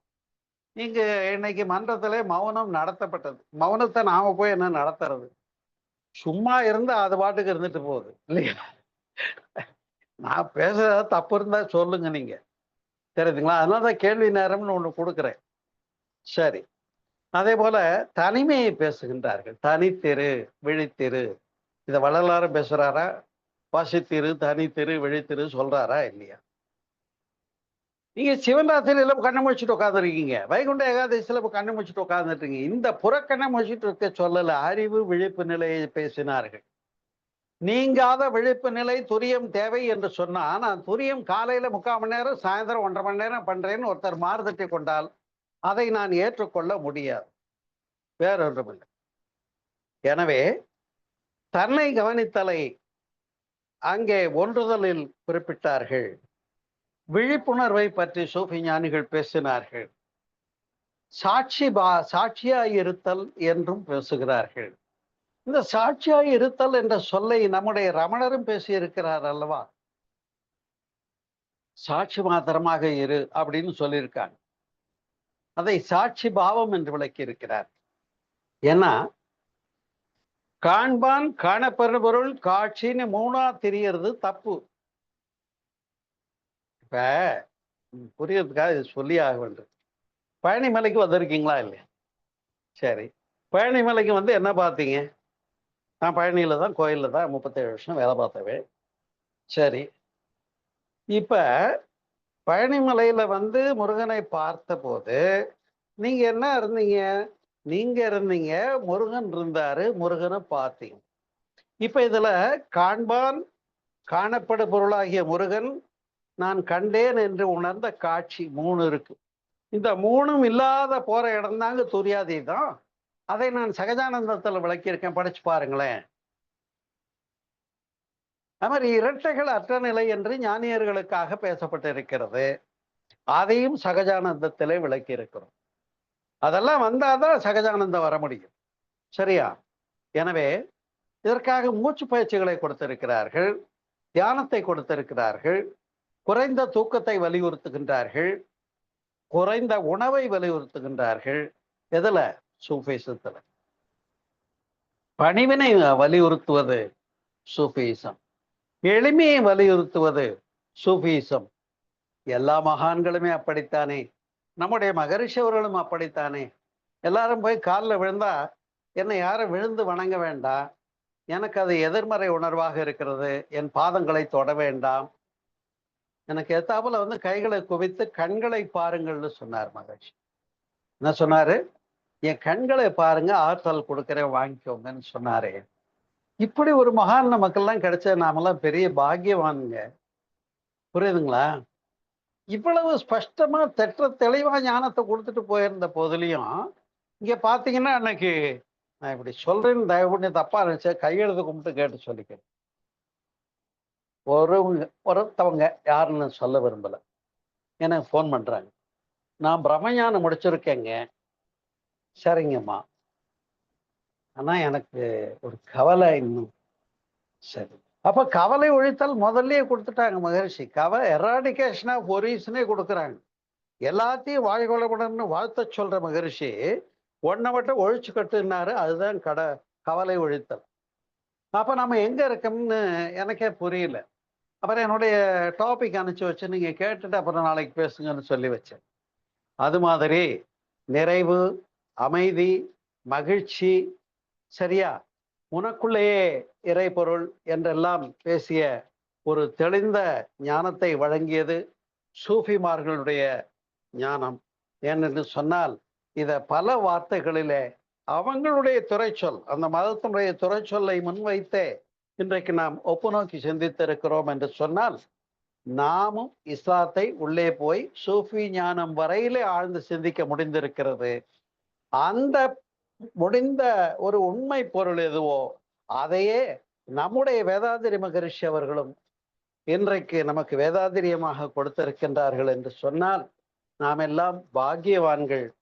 ஏனென்று சொன்னால் எந்த ஞானியர் பேசினாலும் பேசிய முடிந்த பொருள் ஒன்றுதான் என்பதிலே திடமாயிருங்கள், நம்பிக்கையாக இருங்கள், தெளிவாக இருங்கள். அங்க அவர் சொன்ன கடவுள் வேற இல்லை, இவர் சொன்ன கடவுள் வேற இல்லை, இன்னொருத்தர் சொன்ன கடவுள் வேற இல்லை. கடவுள் நிறைய கிடையாது, கடவுள் எத்தனை, ஒன்றே கடவுள். சரி, அந்த கடவுள் எங்க இருக்காரு எங்க இல்லைன்னு சொல்லு. நான் கோயில்ல தான் இருக்காருன்னு சொல்லுவீங்களா? எங்க தெருவில் இருக்கிற பிள்ளையார் கோயில்ல தான் கடவுள் இருக்காருன்னு சொல்லிடுங்க பார்ப்போம். இல்லையே. கடவுள் தூணிலும் இருப்பார், துரும்பிலும் இருப்பார்னு உங்க வீட்லயும் பூஜையில வச்சிருக்கீங்க. ஆனா எத்தனையா வச்சிருக்கீங்கிறது தான் இருக்கிற தப்பே. எனவேதான் ஒன்றை சொல்லி நிறைவு செய்கிறேன் நண்பர்களே. பழனிக்கு 82ல மகரிஷி வந்து மன்ன தொடங்கி வச்சோம். அதுல இருந்து ஒவ்வொரு ஜனவரி 30க்கும் மகரிஷி பழனிக்கு வந்து முதல் நிகழ்ச்சி அந்த ஆண்டுல அந்த மௌனம் முடிப்பாங்க. மார்கழி தையில இல்லையா, 48 நாள் மௌனம் முடிச்சுட்டு ஒரு புத்தக வெளியீட்டு விழா நடக்கும். பழனிக்கு முதல் தேதி கொடுப்பாங்க. ஒவ்வொரு ஆண்டும் பழனிக்கு வருவாங்க மகரிஷி. பழனியில ஆண்டு விழா வைப்போம். அது முடிஞ்சா 2 நாள் கூட கொடுத்துருக்காங்க. பல வகையிலயும் அவங்கள வேலை வாங்கியிருக்காங்க. திட்டி விடுவாங்க, சாமி இங்க வந்தா என்னை போட்டு வேலை வாங்கிடுவார் சோமு அப்படின்னு கூட என்னை சொல்லுவாங்க. ஆனா எப்படிலாம் ஒரு காலேஜ் நிகழ்ச்சி, ஒரு மகளிர் நிகழ்ச்சி, இப்படி பல விதத்துல மகரிஷியை எப்படியாவது பயன்படணுமேன்னு எனக்குள்ள ஒரு வேகம் இருந்தது. அதனால கொஞ்சம் கஷ்டப்படுத்தியிருக்கேன். மகரிஷி என்னை மன்னிக்கணும். ஏன்னா அந்த அளவுக்கு மகரிஷியை வந்து டைட் ப்ரோக்ராம், தீட்சை கொடுக்கணும், துரியாதீதம் கொடுக்கணும். மகரிஷி நாங்க தீட்சை கொடுத்து ஒரு மாதிரியா தேத்தி துரியம் வரைக்கும் கொண்டாந்து வச்சிருக்கோம், துரியாதீதம் கொடுங்கன்னு சொல்லி கொடுக்க உட்கார வைப்போம். எதற்காக இங்கே சொல்ல வருகிறேன் என்று சொன்னால், அப்படி ஒவ்வொரு ஆண்டுகளுக்கும் வேதாதிரி மகரிஷி அவர்கள் பழனிக்கு வருகின்ற போது உரை நிகழ்ச்சியில ஒன்று சொல்லுவாங்க. என்னன்னா, பழனியில தான் நம்ம மன்றம் ரொம்ப முக்கியமா இருக்கணும், பழனியில தான் நம்முடைய வேதாதிரியும் நல்லா பெருகணும், பழனியில தான் இந்த வேலை சிறப்பா நடக்கணும்னு சொல்லிக்கிட்டே இருந்தாங்க ஐயா. உங்களோட ரொம்ப மகிழ்ச்சியோடு அந்த நாட்களை நான் பகிர்ந்து கொள்கிறேன். எனக்கு புரியல, சரி பழனி ஒரு சிறப்பான ஊர், முருகன் இருக்கிற ஊர், அதனால சொல்றாரு போல இருக்கு. ஒரு ஆண்டுல பின்னாடி லேட்டர் ஆன்வர்ட்ஸ் என்ன சொல்றாங்க, உண்மையான ஏக தத்துவத்தை புரிந்து கொள்ள முடியாம தடையா இருக்கிறது என்னமோ இந்த ஒரு வழிபாடு தான். ஒரு பெரிய பாறாங்கல்ல வச்சு அடைச்சிட்டாங்க, நாம அந்த இடத்த போய் சேர முடியாம, அதுதான் கோயில்களும் உரு வழிபாடுகளும்னு சொன்னாங்க. பார்த்த எனக்கு ஆச்சரியமா போச்சு. ஓ, அதுக்குத்தான் பழனியில தான் வேலை ஜாஸ்தி, பழனியில நீங்க நல்லா வேலை செய்யுங்கன்னு சொன்னாங்களா சாமின்னு எனக்கு அப்புறம்தான் இந்த மரமண்டைக்கு புரிஞ்சுது. இப்ப யோசனை பண்ணி பாருங்க. அப்ப இப்ப இன்னைக்கு நாம சூஃபிசத்தை பேசுறது தப்பா ரைட்டா? ஜென் புத்த மதத்தை பத்தி பேசுவது தப்பா ரைட்டா? முடிந்த சிவ தத்துவத்தை, சிவபுராணத்தை விளக்குவது தப்பா ரைட்டா? வேதாதிரியம் சொல்லுகின்றது தான் அத்தனையும் சொல்லுகிறது, அத்தனையும் சொன்னதுதான் வேதாதிரியம் சொல்லுகிறது. எனவே சூஃபிசம் வேறல்ல, வேதாதிரியம் வேறல்ல என்று கூறி அந்த இனிய பெருகிய விரிந்த ஒரு அருமையான ஞானத்தை உங்களோடு இன்றைக்கு பகிர்ந்து கொள்வதற்கு எனக்கு இந்த வாய்ப்பு கிடைத்ததற்கு நானும் உங்களில் ஒருவனாக இருந்து ஒரு அன்பருக்கு என்னுடைய நன்றி பாராட்டுதலை தெரிவித்துக் கொள்கிறேன். நன்றி, வணக்கம். வாழ்க வளமுடன், வாழ்க வளமுடன், வாழ்க வளமுடன். எனவே ஏர் இல்லை, கடவுள் பல இல்லை, ஒன்றுதான், சத்தியமாக ஒன்றுதான். அந்த கடவுள் ஒரு இடத்தில் இல்லை, எங்கும் இருக்கிறது. அந்த கடவுள் எங்கும் இருக்கிறது என்று சொன்னால் உங்களுடைய உள்ளத்திலே இருக்கிறது, உங்களிடத்தே உங்கள் அறிவாக இருக்கிறது என்பதைத்தான் அறிவே தெய்வம் என்றார் வேதாதிரி என்று கூறி நிறைவு செய்கிறேன். நன்றி, வணக்கம். நீங்களும் உங்கள் அன்பு குடும்பமும் எல்லா வளங்களும் பெற்று சிறப்பாக வாழ இந்த உரையை மீண்டும் மீண்டும் கேட்டு தெளிவு பெற்று நிறைந்த உள்ளத்தோடு எல்லா உயிர்களையும் அன்பு செய்யுங்கள், அது ஒன்றே போதும், நீங்கள் முடித்து விட்டீர்கள் என்பதற்கு என்று கூறி நிறைவு செய்கிறேன். நன்றி, வணக்கம். வாழ்க வளமுடன், வாழ்க வளமுடன், வாழ்க வளமுடன். வணக்கம் ஐயா. நன்றிங்க ஐயா. வாழ்க வளமுடன். வாழ்க. இந்த சிறப்பான விளக்கம் ஐயா.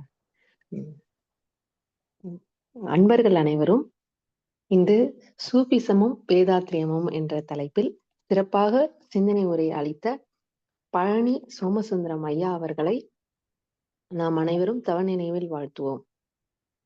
சோமசுந்தரம் ஐயா அவர்கள் வாழ்க வளமுடன், வாழ்க வளமுடன், வாழ்க வளமுடன் ஐயா. உம் ஐயா மிக சிறப்பா இருந்தது ஐயா. ஐயா பேசினது வந்து சில இது மட்டும் பார்ப்போங்க. அதுக்கப்புறம் நம்ம கேள்வி பதில் இது பண்ணுவாங்க. ஐயா Recap. வந்து ரீகேப் மாதிரி சின்ன இது சீக்கிரம் முடிச்சுக்கோங்க. ஐயா வந்து இறைநிலைன்னு சொல்லி ஆரம்பிச்சாங்க. இறைநிலை, அந்த இறைன்றது கடவுள். அது வந்து அசைவில்லாதது, இயக்கமற்றது, சூன்யம், அது வெட்ட வெளி பாழ்னு நம்மளுக்கு வந்து சுவாமிஜி இதுவ சொல்லி நம்மளுக்கு ஆரம்பிச்சாரு, விளக்கம் கொடுத்து ஐயா ஆரம்பிச்சாரு. இந்த பிரம்ம ஞானம்ன்றது கடவுள் ஒன்றுதான், அது எல்லா இடத்துலயும் எங்கேயும் இருக்கிறது. அந்த அதுதான் நம்மளுக்கு சொல்லி ஐயா ஐயா வந்து துவங்கினாங்க. மூலம் என்பது ஒன்றுதான். அந்த விஞ்ஞானத்தை மிஞ்சி நம்ம இந்த வேதாத்திரியத்துலதான் நம்மளுக்கு வந்து இதுக்கு சிறப்பான உலகம் வந்து நம்ம சுவாமிஜி கொடுத்திருக்காருன்னு சொல்லி சொன்னாங்க. நபிகளும் வந்து சுத்த வெளிதான் இறைநிலை அததான் விளக்கியிருக்காங்க அப்படின்னு சொல்லியிருக்காங்க. இந்த காந்த தத்துவத்திலையும் ஃபர்ஸ்ட் ஆரம்பிக்கும் போது இந்த சுத்தவெளியை பத்தி தான் சொல்லி ஆரம்பிக்கிறாங்க. அது அதை பத்தி அப்படின்னு சொல்லி சொன்னாங்க. சூஃபிகள் வந்து அவங்களும் மகான்கள் தான் அப்படின்னு சொல்லியிருக்காங்க. அதாவது இந்த ஜென் புத்திசம்ன்றது வந்து எதை பத்தி சொல்லியிருக்கு, அது முடிந்த ஞானம். ஆதிசங்கரர் வந்து அவர் வந்து சுத்த அத்வைதத்தை பத்தி அவர் சொல்லியிருக்காரு. வள்ளலார் வந்து ஜோதிய பத்தி வேதாத்திரியம் நம்ம வேதாத்திரி மகரிஷி வேதாத்திரியம்ன்ற இந்த இதுல எல்லாமே நம்மளுக்கு வந்து எல்லாத்த பத்தி நம்மளுக்கு விளக்கமா கொடுத்திருக்காரு அப்படின்னு சொன்னாரு. இந்த சூஃபிசமும் இந்து மதமும் எல்லாமே ஒண்ணுதான் அப்படின்றத ஐயா சொன்னாங்க. இந்து மதத்துல இந்த சரியை, கிரியை, யோகம், ஞானம் அப்படின்னு அதை பத்தி சொன்னாங்க. சரியைன்றது வழிபாடு, கிரியைன்றது மந்திர வழிபாடு, யோகம்ன்றது அக வழிபாடு, ஞானம்ன்றதுதான் முடிந்த நிலை அப்படின்னு சொன்னாங்க. அந்த சரியை கிரியை இதுக்கு இஸ்லாத்துல என்னன்னு ஐயா சொல்லி பேர் சொல்லி சொன்னாங்க. அது எனக்கு சரியா கரெக்டா என்னன்னு தெரியல. அது ஐயா திருப்பி சொன்னா நல்லா இருக்குன்னு நினைக்கிறேன். ஐயா அது சரியைன்றது மெய்த்தன் ஏதோ சொன்னீங்களா ஐயா? கிரியை அது சரி என்பது ஒரு வழிபாடு. உருவ வழிபாடு இல்ல. அதான் நீங்க அதுல இஸ்லாம் மதத்துல எப்படி சொல்லுவாங்கன்னு சொல்லி சொன்னீங்க. சரிதத்து. சரிதத்து. சரிங்க. மகரிபத். மகரிகத். ஓகேங்க. சிறப்புங்க. சரியா? சரிங்க. சிறப்புங்க. மகிழ்ச்சி. மகிழ்ச்சிங்க. அதாவது இந்த சூஃபிகள் சொல்றது ஒரு நெறியை வந்து பின்பற்றுபவர் அவர்கள்லாம் வந்து இந்த சூஃபிகள்னு ஐயா சொன்னாங்க. சூஃபி ஞானம்ன்றது முடிந்த ஞானம் அப்படின்னு சொன்னாங்க. அவங்க சொல்றது எல்லாமே அல்லாஹ் ஒருவனேன்றது வந்து நபிகள் நாயகம் சொன்னாரு. தேவன் ஒருவனேன்றதான் அவங்க வந்து இந்த சூஃபி ஞானிகள்லாம் சொல்றாங்க. சீரடி பாபா சாய்பாபாவும் அவரு ஒரு சூஃபி ஞானி தான். அவர் வந்து மசூதி தான் அவரோட இருப்பிடமா இருந்தது. அவர் அனைத்து விழாக்களையும் அவர் சிறப்பா வந்து சமய நல்லிணக்கத்தோட கொண்டாடினாரு. அவர் அதுக்கு வந்து சாய்பாபா தான் ஒரு சிறந்த எடுத்துக்காட்டுன்னு ஐயா குறிப்பிட்டிருந்தாங்க. அவர் வந்து தன்னை வந்து மசூதி பிராமணனே சொல்லுவாரு அப்படின்னு. இது வந்து நம்ம சிந்திக்க வேண்டியதுன்னு ஐயா குறிப்பிட்டு சொன்னாங்க. ஏகன் அநேகன் இறைவனடி போட்டு அந்த நம்ம வந்து இந்த திருவாசகத்துல வரும். அதுக்கு ஒன்னே சொன்ன ஒன்றே கடவுள். அந்த அத வந்து ஐயா வந்து அத பத்தி நான் இதுல அவரோட யூடியூப் சேனல்ல பேசியிருக்கேன். அத பத்தி கேளுங்க விளக்கம்னு ஐயா குறிப்பிட்டு சொல்லிட்டு இருந்தாங்க. இந்த இந்த சூஃபி ஞானங்கள் அவர் வந்து ஞானிகள் வந்து 6 ஆதாரங்கள பத்திலாம் பேசியிருக்காங்க. நம்ம நம்ம மகரிஷி ஐயாவும் அத பத்தி சொல்லியிருக்காங்கன்னு சொன்னாங்க. நம்மள உடம்புல இருக்க 6 சக்கரங்கள் அப்படின்ற இதுவா சொன்னாங்க. அப்ப ஜென் புத்திசமும் இத பத்தி தான் எல்லாமே சொல்றாங்க. இந்த வெட்டவெளி தத்துவத்தை வந்து சூஃபி ஞானம் சொல்லியிருக்காங்க. வேதாத்திரியமும் அதேதான் ஒன்றுன்றதுதான் நம்ம சுவாமிஜியும் சொல்லியிருக்காரு. உயிர்களிடம் அன்பு காட்டுறதுதான் வந்து இந்த சூஃபிகள் அந்த மகான்களும் எல்லாரும் குறிப்பிடுறது முக்கியமான ஒன்று என்னன்னா, இந்த உயிர்களிடம் நம்ம அன்பு செலுத்துறது. இதுதான் முக்கியமான இது சொல்லி குறிப்பிட்டாங்க. எளிமையான வாழ்க்கையை தான் அவங்க எப்பவுமே நம்மளுக்கு வலியுறுத்துறாங்க. நம்மளுக்குள்ள இருக்க கடவுள நம்ம வந்து உணரணும் அப்படின்றத ஆழ்ந்து அகன்று எல்லா இடத்துலயும் நீக்கமற நிகழ்ந்து இருக்கின்ற இந்த மெய்ப்பொருள் தத்துவத்தை வந்து நம்ம எப்படி உணரணும்? புறவணக்கம் இதுக்கு தேவையில்லை. அகவணக்கம் தான் இதுக்கு சிறப்பான இதுன்னு அவங்க சொல்லியிருக்கத சொன்னாங்க. அப்புறம் இல்லறத்தை வந்து நம்ம சுவாமிஜி இல்லறத்துல இருந்துதான் நம்மளுக்கு எல்லாமே நம்மளுக்கு எல்லா தத்துவத்தையும் கொடுத்தாரு. அதனால சூஃபி ஞானர அவங்களும் இல்லறத்தை பத்தி அதுல அத பத்தி தான் சொல்லியிருக்காங்கன்னு சொல்லி சொன்னாங்க. அப்புறம் நம்ம வந்து பற்றற்று நம்ம வாழ்க்கையை வாழணும். பற்ற விடணும் அப்படின்னு சொல்லி அவங்களும் சூஃபி ஞானிகளும் நம்மளுக்கு அதுதான் சொல்லியிருக்காங்க. நம்ம சுவாமிஜி இதுலயும் அதுதான் சொன்னாங்க. இந்த ஸ்பர்ச தீட்சை பத்தி அவங்க நம்ம சுவாமிஜி குடுத்தத பத்தி அவங்களும் நெறைய பேசியிருக்காங்க அப்படின்னு சொல்லி சொன்னாங்க. அதுக்கு ஒரு பேர் கூட ஐயா சொன்னாங்க. அது கைகளோடு கைகளை இணைத்து. ஓ! சரிங்க, சரிங்க. ம்.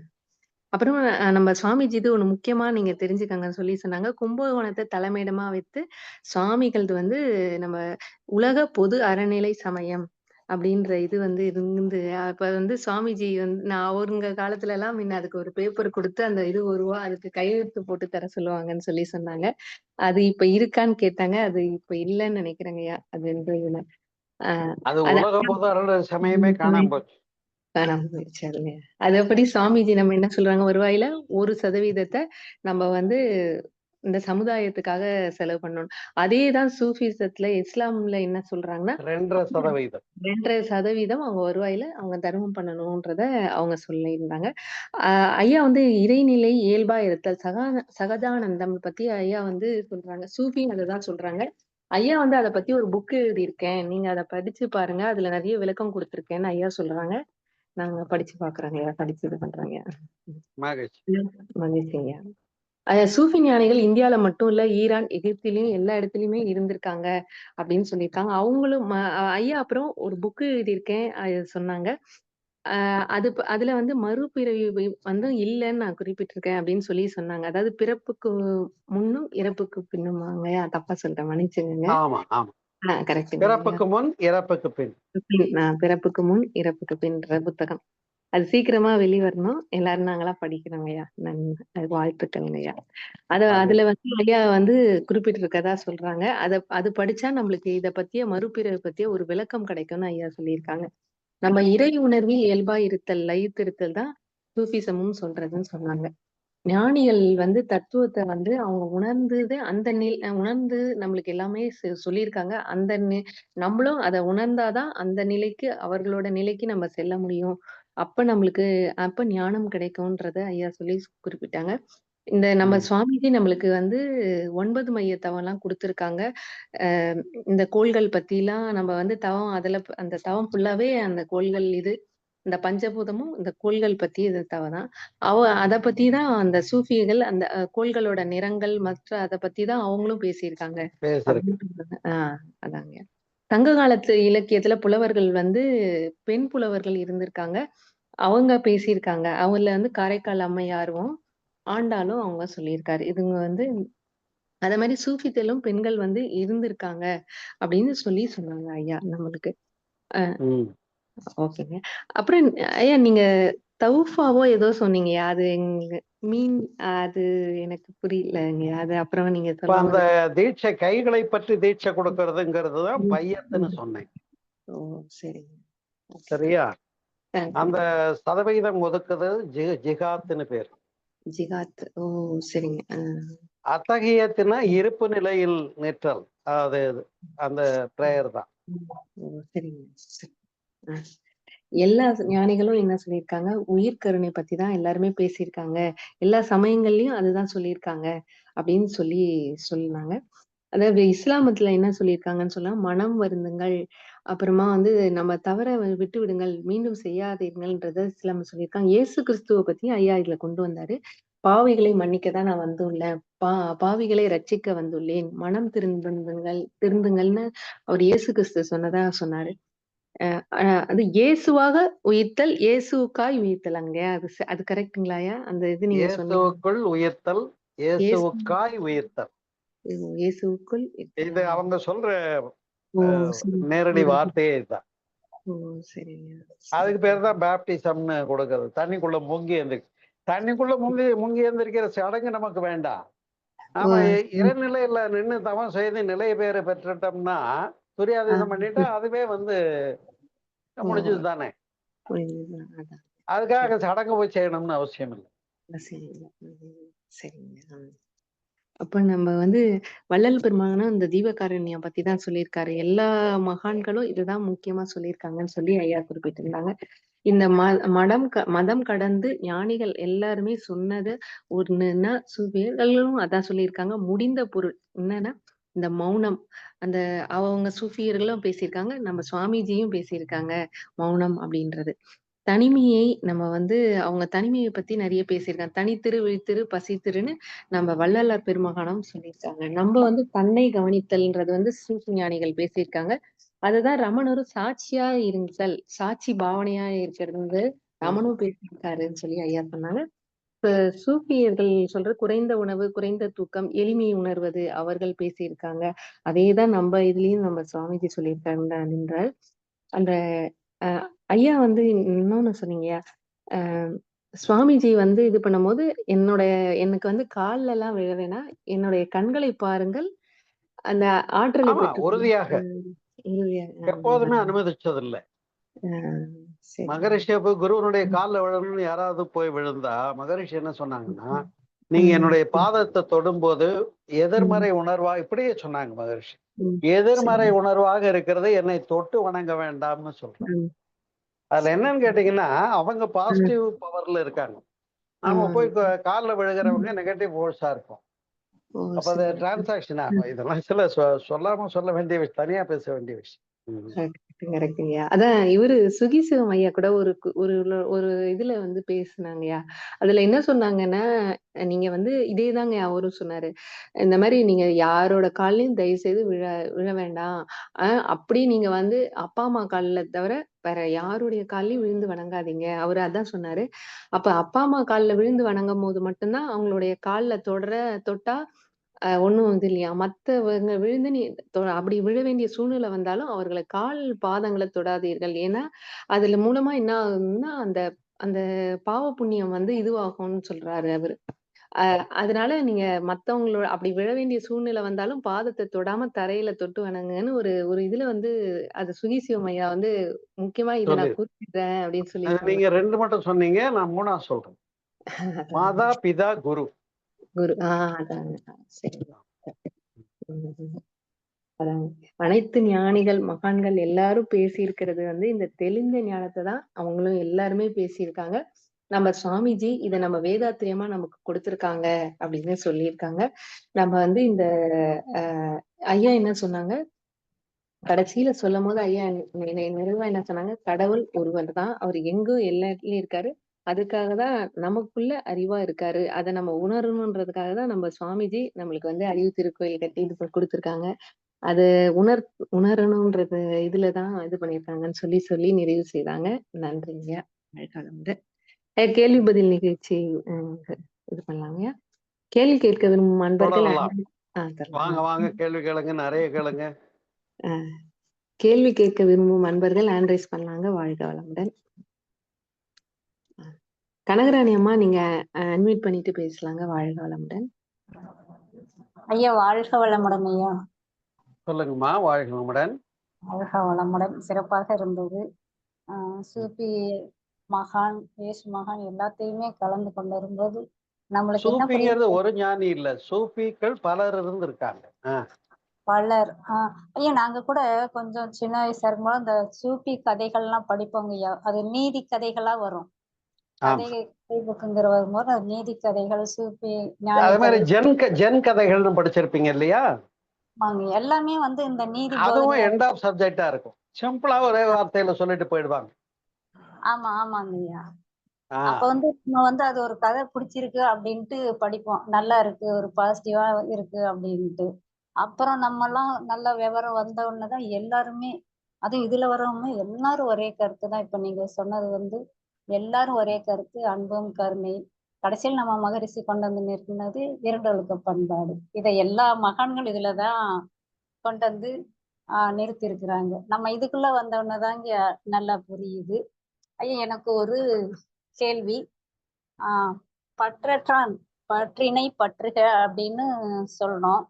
அதுல ஒரு 2 கருத்து இருக்கு. நீங்க இன்னைக்கு சொன்னது உடல பத்தி சொன்னீங்க. அதாவது பற்றற்றான்னு சொல்லும்போது, ஒரு நல்ல குரு, தன்னை உணர்ந்த குருவ பற்றும்போது, அவர் வழியே நம்மளும் பின்பற்றுவோம் அப்படிங்கிற ஒரு கருத்து அதுவும் இருக்குது. இன்னொன்னு அந்த இறைவெளி பற்றற்றான் பற்றினை பற்றுக. அப்படிங்கிறதும் ஒண்ணு வருது. நீங்க இன்னைக்கு வந்து உடல பத்தி சொன்னீங்க. அது என்னங்க இன்னொரு டைம் சொல்லுங்கய்யா? பற்றற்றான் பற்றினை. இல்ல. பற்றத்தான் பற்றினை பற்றுக. ஆ இல்லையா? அது சொல்லியிருக்காங்க. அப்புறம் பற்றுக பற்று விடற்குன்னு சொன்னாங்க. ஆமாங்க ஐயா. அதாவது இது எந்த இடத்தோட ஒத்து வரும்னா, அவன் அருளாலே அவன் தாழ் வணங்கின்னு வரும் நம்ம ஆமாங்க ஐயா. சிவபுராணத்துல. இல்லையா? ஆ, அப்ப ஆ, நான் ஒண்ணு செய்யறேன்னா அது எனக்குள்ள இருந்து அவன் எனக்கு இந்த அறிவா எனக்கு வழி நடத்தி காட்டியிருக்கான், நான் செய்யறேன்னு சொல்லிடுறாங்க. நான் சரி சரி. செய்யறதுக்குரிய சுமைய பாரத்தை வந்து அவன் மேல போட்டுருவாங்க. அவன் தான் என்ன இப்படி நல்லா இருக்க வச்சான் அப்படிங்கிறது. அது ஆ, அவன் அருளாலே அவன் தாழ் வணங்கினா, ஆ, சில பேர் என்ன நினைச்சிருவாங்கன்னு கேட்டா, அஹ், சில பேர் என்ன நினைச்சிருவாங்கன்னு கேட்டா, ஓ சாமி கும்பிட்றதுக்கு கூட அவனோட அருள் கொஞ்சம் வேணும் போல இருக்கு, அப்பதான் கும்பிடலாம் போல இருக்குன்னு நினைச்சிருவாங்க. நான் அப்படி சொல்ல வரல. ஆ, இங்க நம்மள அறிவாக இருந்து வழி நடத்துறவனே அவன் தானே. அப்ப நமக்கு ஆமா. ஒரு நல்ல விஷயம் தோணுனா அது அவன் கொடுத்தது தான். ஆ, அதுதான் அது அந்த தெளிவு. புரிகிறதா? சரி. புரியுதுங்க ஐயா. ஐயா அந்த சிவபுராணத்தையும் நீங்க நம்ம வேதாத்திரி கருத்துக்களையும் நீங்க நீங்க அடுத்த எதுல வாரம் பேசிடலாம். அடுத்த வாரம் அது லைன், ஏன்னா ஒவ்வொன்றும் நிறைய லைன் புரியுது, இன்னும் நிறைய லைன் அதுக்கு அர்த்தம் புரியலைங்கய்யா. நீங்க இதை சேர்த்து நீங்க கொடுத்தீங்கன்னா இன்னும் நல்லா இருக்கும். அந்த சிவபுராணத்தோட நம்ம மகரிஷியோட கருத்தையும் நீங்க கொடுத்தீங்கன்னா. அடுத்த வாரம் இதேதான். சரிங்கய்யா சரிங்க. ரொம்ப நன்றிங்க. நீங்க மிக சிறப்பா இருந்தது. நன்றி. மகிழ்ச்சி. வாழ்க. அடுத்த கேள்வி. ஐயா. நன்றிங்கம்மா. கனகராணி அம்மாக்கு நன்றிகள். விஜயலட்சுமி அம்மாவுக்கு ஒரு நன்றி சொல்லணும். ஏன்னா இன்னைக்கு ஐயாவோட கருத்துக்களை எல்லாத்தையுமே ஃபர்ஸ்ட் இருந்து அப்படியே ஞாபகப்படுத்தி திருப்பி கொண்டு வந்தாங்க. அதுக்கே அவங்களுக்கு ஒரு நன்றிமா. வாழ்க வளமுடன். ஒண்ணு சிறப்பா பண்ணாங்க. சிறப்பா கொண்டு வந்தாங்க ஐயா. நன்றிங்கம்மா. வாழ்க வளமுடன். ஆனா இல்ல கொஞ்சம் இவ்வளவு வேகமா நான் பேசியிருக்கேன், இதை எப்படி குறிப்பெடுத்தாங்கன்னு எனக்கு தெரியல. முதல்ல நீங்க எனக்கு போன் பண்ணுங்க, உங்களுக்கு வேலை இருக்கு. வாழ்க வளமுடன். வாழ்க வாழ்க வளமுடன். வளமுடன். அடுத்ததாக கல்யாண சுந்தரம் ஐயா அவர்கள் நீங்க பேசலாங்க. வாழ்க வளமுடன். ஐயா வாழ்க வளமுடன் ஐயா. கேக்குதுங்களா ஐயா? கேக்குது. என்ன தெரியுதா உங்களுக்கு? தெரியுது ஐயா. நல்லா இருக்கீங்களா ஐயா? நல்லா இருக்கேன், நல்லா இருக்கேன். வாழ்க வளமுடன். சொல்லுங்க. வாழ்க வளமுடன் ஐயா. ஐயா இப்ப ஒண்ணும் இல்லையா, இந்த மறுபிறவி தத்துவம் நான் ரொம்ப நாளாவே ரொம்ப குழப்பத்தில் தான் இருந்தேன். நீங்க ஆணித்தரமா மறுபிறவி இல்லைன்னு புக்கு எழுதியிருக்கேன்னு சொல்லியிருக்கீங்க. சரி. இப்போ மறுபிறவி இல்ல அப்படின்றப்ப தெரிஞ்சுக்கிட்டா நம்ம இப்ப எது ஒன்னாலும் செய்யலாம். இப்போ ஏன்னா இப்ப மக்களை அச்சமூட்டி நீ இப்ப பாவம் இதெல்லாம் செய்தீன்னா அடுத்த பிறவியில நீ இதெல்லாம் அனுபவிக்கணும்னும் போது பயந்து பாவம் செய்யாத இருக்கிற. ஆனா மறுபிறவியே ஐயா ஒரு இல்லைன்னா நிமிஷம். நான் தெரியாதனம் சூஃபிசம்ன்ற ஒரு பெரிய பிலாசபியும் வேதாந்திரியம்ன்ற பெரிய பிலாசபியும் ஒப்பீடு செய்து பேசும்போது தவறுதலாக நான் மறுபிறவி பத்தி பேசிட்டேன். சரியா? இப்ப இது தலைப்பு கிடையாது. அதனால இந்த கேள்விக்கான நேரம் நீங்க எனக்கு தனியா நம்பர் இருக்குன்னு நினைக்கிறேன் போஸ்டர்ல, எனக்கு போன் பண்ணுங்க, பதில் சொல்றேன். சரிங்க சரிங்க. இப்ப நாம பேசியிருக்கிற தலைப்புல இருந்து நம்ம விலகி ரொம்ப தூரம் போயிடுவோம். அதனால இப்ப சூஃபிசம் வேதாந்திரியம் பற்றி கலந்துரையாடல் இருக்கட்டும்னு ஆசைப்படுறேன். சரியா? சரிங்க. நல்லது. வாழ்க வளம். வாழ்கிறோம். வேற கேள்வி. நன்றிங்க கல்யாண சுந்தரம் ஐயா அவர்களுக்கு நன்றிகள். வாழ்க வளமுடன். வேற யாருன்னா கேள்வி கேட்க அன்பர்கள் ஹேண்ட் ரைஸ் பண்ணலாங்க. வாழ்க வளமுடன்.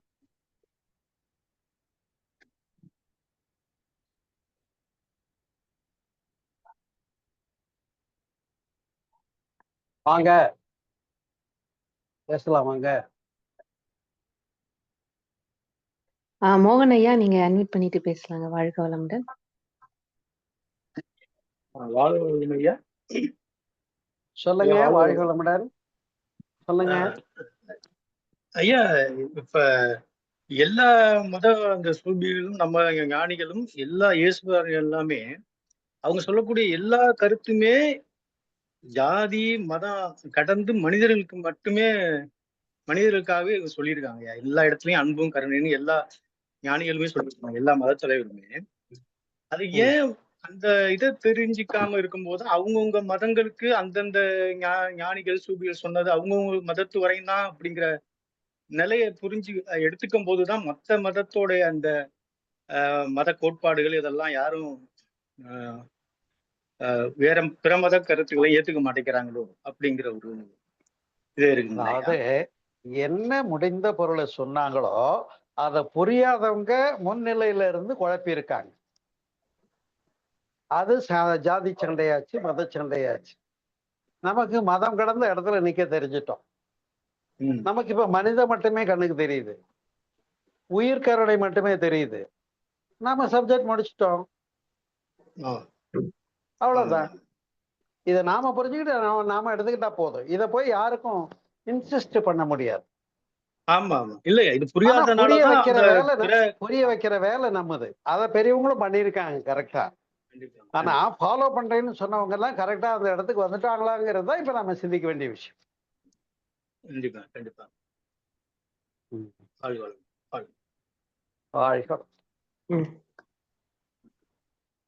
நன்றிங்க மோகன் ஐயாக்கு நன்றிகள். வாழ்க வளமுடன். ஐயா எனக்கு ஒரு கேள்விங்க. ஐயா இப்ப நம்ம இந்து இந்த இதுல நம்ம மகான்கள் சித்தர்களை நம்ம வணங்குறோம், அவங்க சொன்ன இது பண்றோம், வணங்குறோங்கய்யா. இப்போ இஸ்லாத்துல இவங்க சூஃபி ஞானிகளை இவங்க அந்த அளவுக்கு இது பண்றாங்களையா? அதை பத்தி அவங்க இவர்களை உயர்வா வணங்கி இது பண்ற அளவுக்கு அந்த மாதிரி இருக்கான்னு எனக்கு இப்ப இயேசு கிறிஸ்துவம்னா இயேசு அவர்கள் வணங்கி உயர்வா இது பண்றாங்க. இப்ப இஸ்லாம் மதத்துல இவங்கள பத்தி உயர்வா இது பண்றாங்களாங்கய்யா? கருத்துக்கள் வேண்டியதில்லை, செய்யக்கூடாது. செய்யக்கூடாதுங்களா? செய்யக்கூடாது. ஏன்னு கேளுங்க. வெட்ட வழியை மட்டுமே பற்றி நின்று அதிலிருந்து பேராற்றலை பெறுவது அருட்பேராற்றலின் கருணையினால் நம்ம சொல்லிட்டு இருக்கோம். வெட்ட வெளியை மட்டும்தான் தோழணும், வெட்ட வெளியை மட்டும்தான் டச் பண்ணணும், வெட்ட வெளி மட்டும்தான் இறைநிலை, வெட்ட வெளிதனை மையென்று இருப்பவருக்குன்னு பாட்டும் சொல்லிட்டேன். அப்படி இருக்க சூஃபியர்களை வச்சு சாமி கும்பிட ஆரம்பிச்சா நாமெல்லாம் பெரியார் கடவுள் இல்லைன்னு சொன்னா அவர் சமாதியில போய் தேங்காய் பழம் உடைச்சா எப்படி இருக்கும்? அது மாதிரிதான். அதனால ஞானியர்களை வணங்குவதில் சிறப்பு எதுவும் இல்லை. தயவு பண்ணி எந்த ஞானியும் படம் வச்சு பூ போட்டு கையெடுத்து கும்பிட்டு அசிங்கப்படுத்தாதீங்க. நீங்க அவங்க சொன்ன பிலாசபியை புரிஞ்சுக்கிட்டு நீங்களே ஞானியாக மலர்வதே சிறப்பு. ஓகே, சரிங்க, சிறப்புங்க சிறப்புங்க.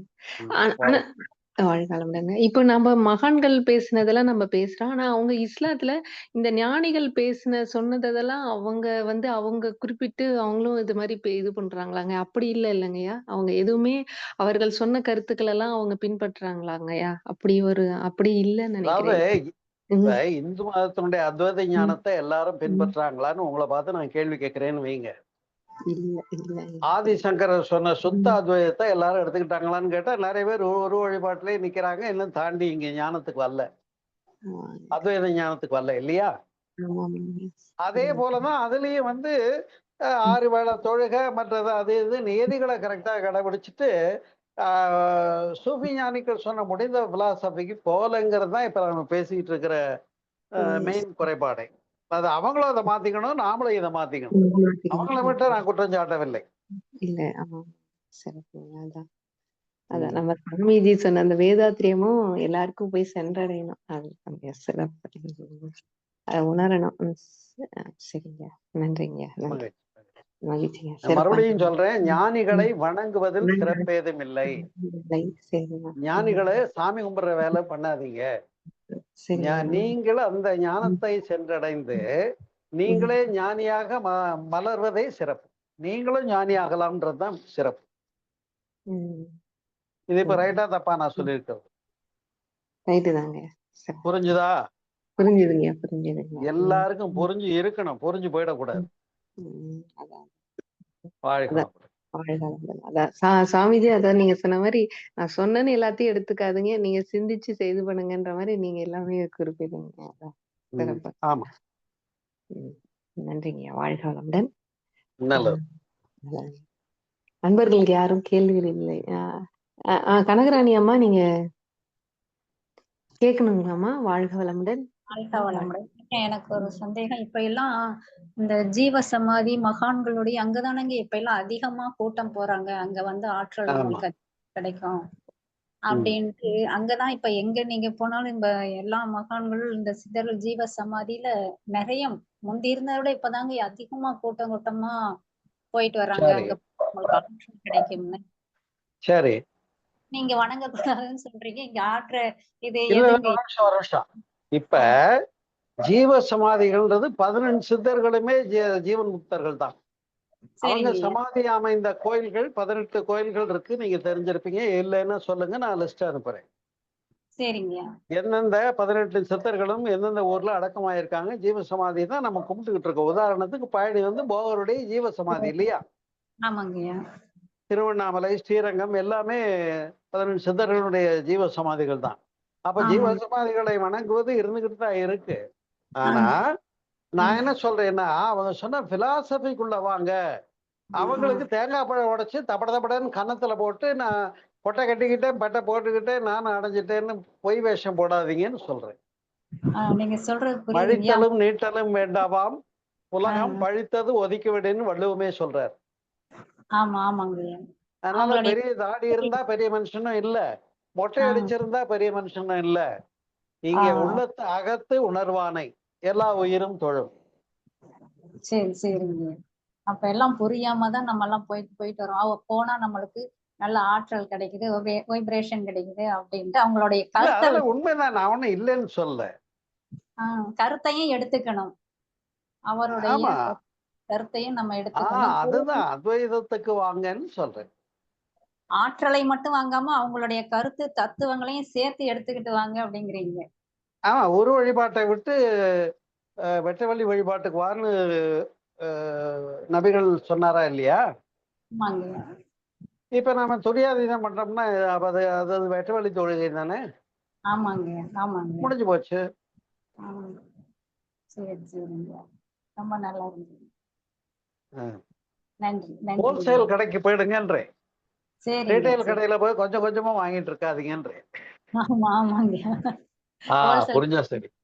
புரிஞ்சுதுங்க. நன்றி. வாழ்க. நன்றிங்கம்மா. கனகராணி அம்மாக்கு நன்றிகள். வாழ்க வளமுடன்மா. வாழ்க வளமுடன். ஐயா நிறைவு செய்து கொள்ளுங்க ஐயா. வேற யாரும் கேள்விகள் இல்லைங்க. நல்லது, நிறைவு செய்து கொள்ள மகிழ்ச்சி. மகிழ்ச்சி. அன்பர்கள் கேட்ட கேள்விகளுக்கு சிறப்பாக விளக்கம் அளித்த ஐயா அவர்களை மீண்டும் ஒரு முறை வாழ்த்துவோம். அருள்நிதி சோமசுந்தரம் ஐயா அவர்கள் வாழ்க வளமுடன், வாழ்க வளமுடன். நன்றிங்கய்யா. வாழ்க வளமுடன்ங்கய்யா. இன்னைக்கு சிறப்பான வாழ்க வளமுடன். சில முக்கிய அறிவிப்புகளுக்கு பின் உலக நல வாழ்த்து. தினமும் காலை 5 மணிக்கு தவமும், அதைத் தொடர்ந்து சிந்தனை துளிகள் ஞானாசிரியர் நன்மணி ஐயாவால் வழங்கப்படுகின்றது. நாளை மாலை தவத்தினை தொடர்ந்து ஜோதிட ஞானம் அடிப்படை பயிற்சிகள் நாள் 42வது நாள் ஞானாசிரியர் நன்மணி ஐயாவால் வழங்கப்படுகின்றது.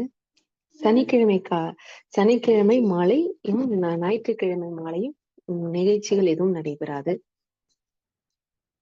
வெள்ளிக்கிழமைகளில் கருமைய சாந்தி தவமும், சனிக்கிழமையில் ஆரோக்கிய தியானமும் நடைபெறுகின்றது.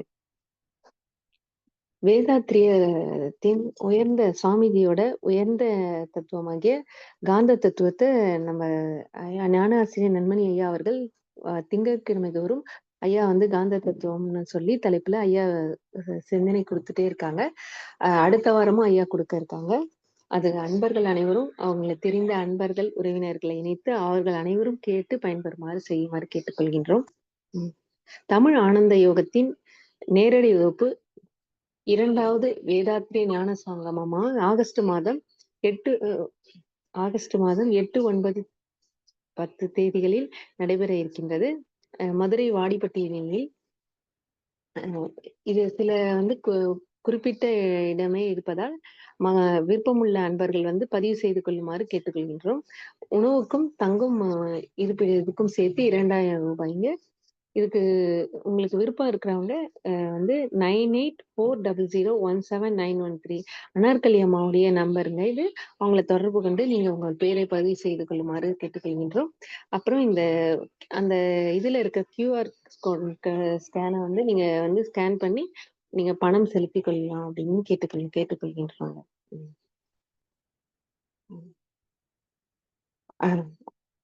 அடுத்த நிகழ்வாக உலக நல வாழ்த்து. உலக நல வாழ்த்து பாட விரும்பும் அன்பர்கள் ஹேண்ட் ரைஸ் பண்ணாங்க. வாழ்க வளமுடன்.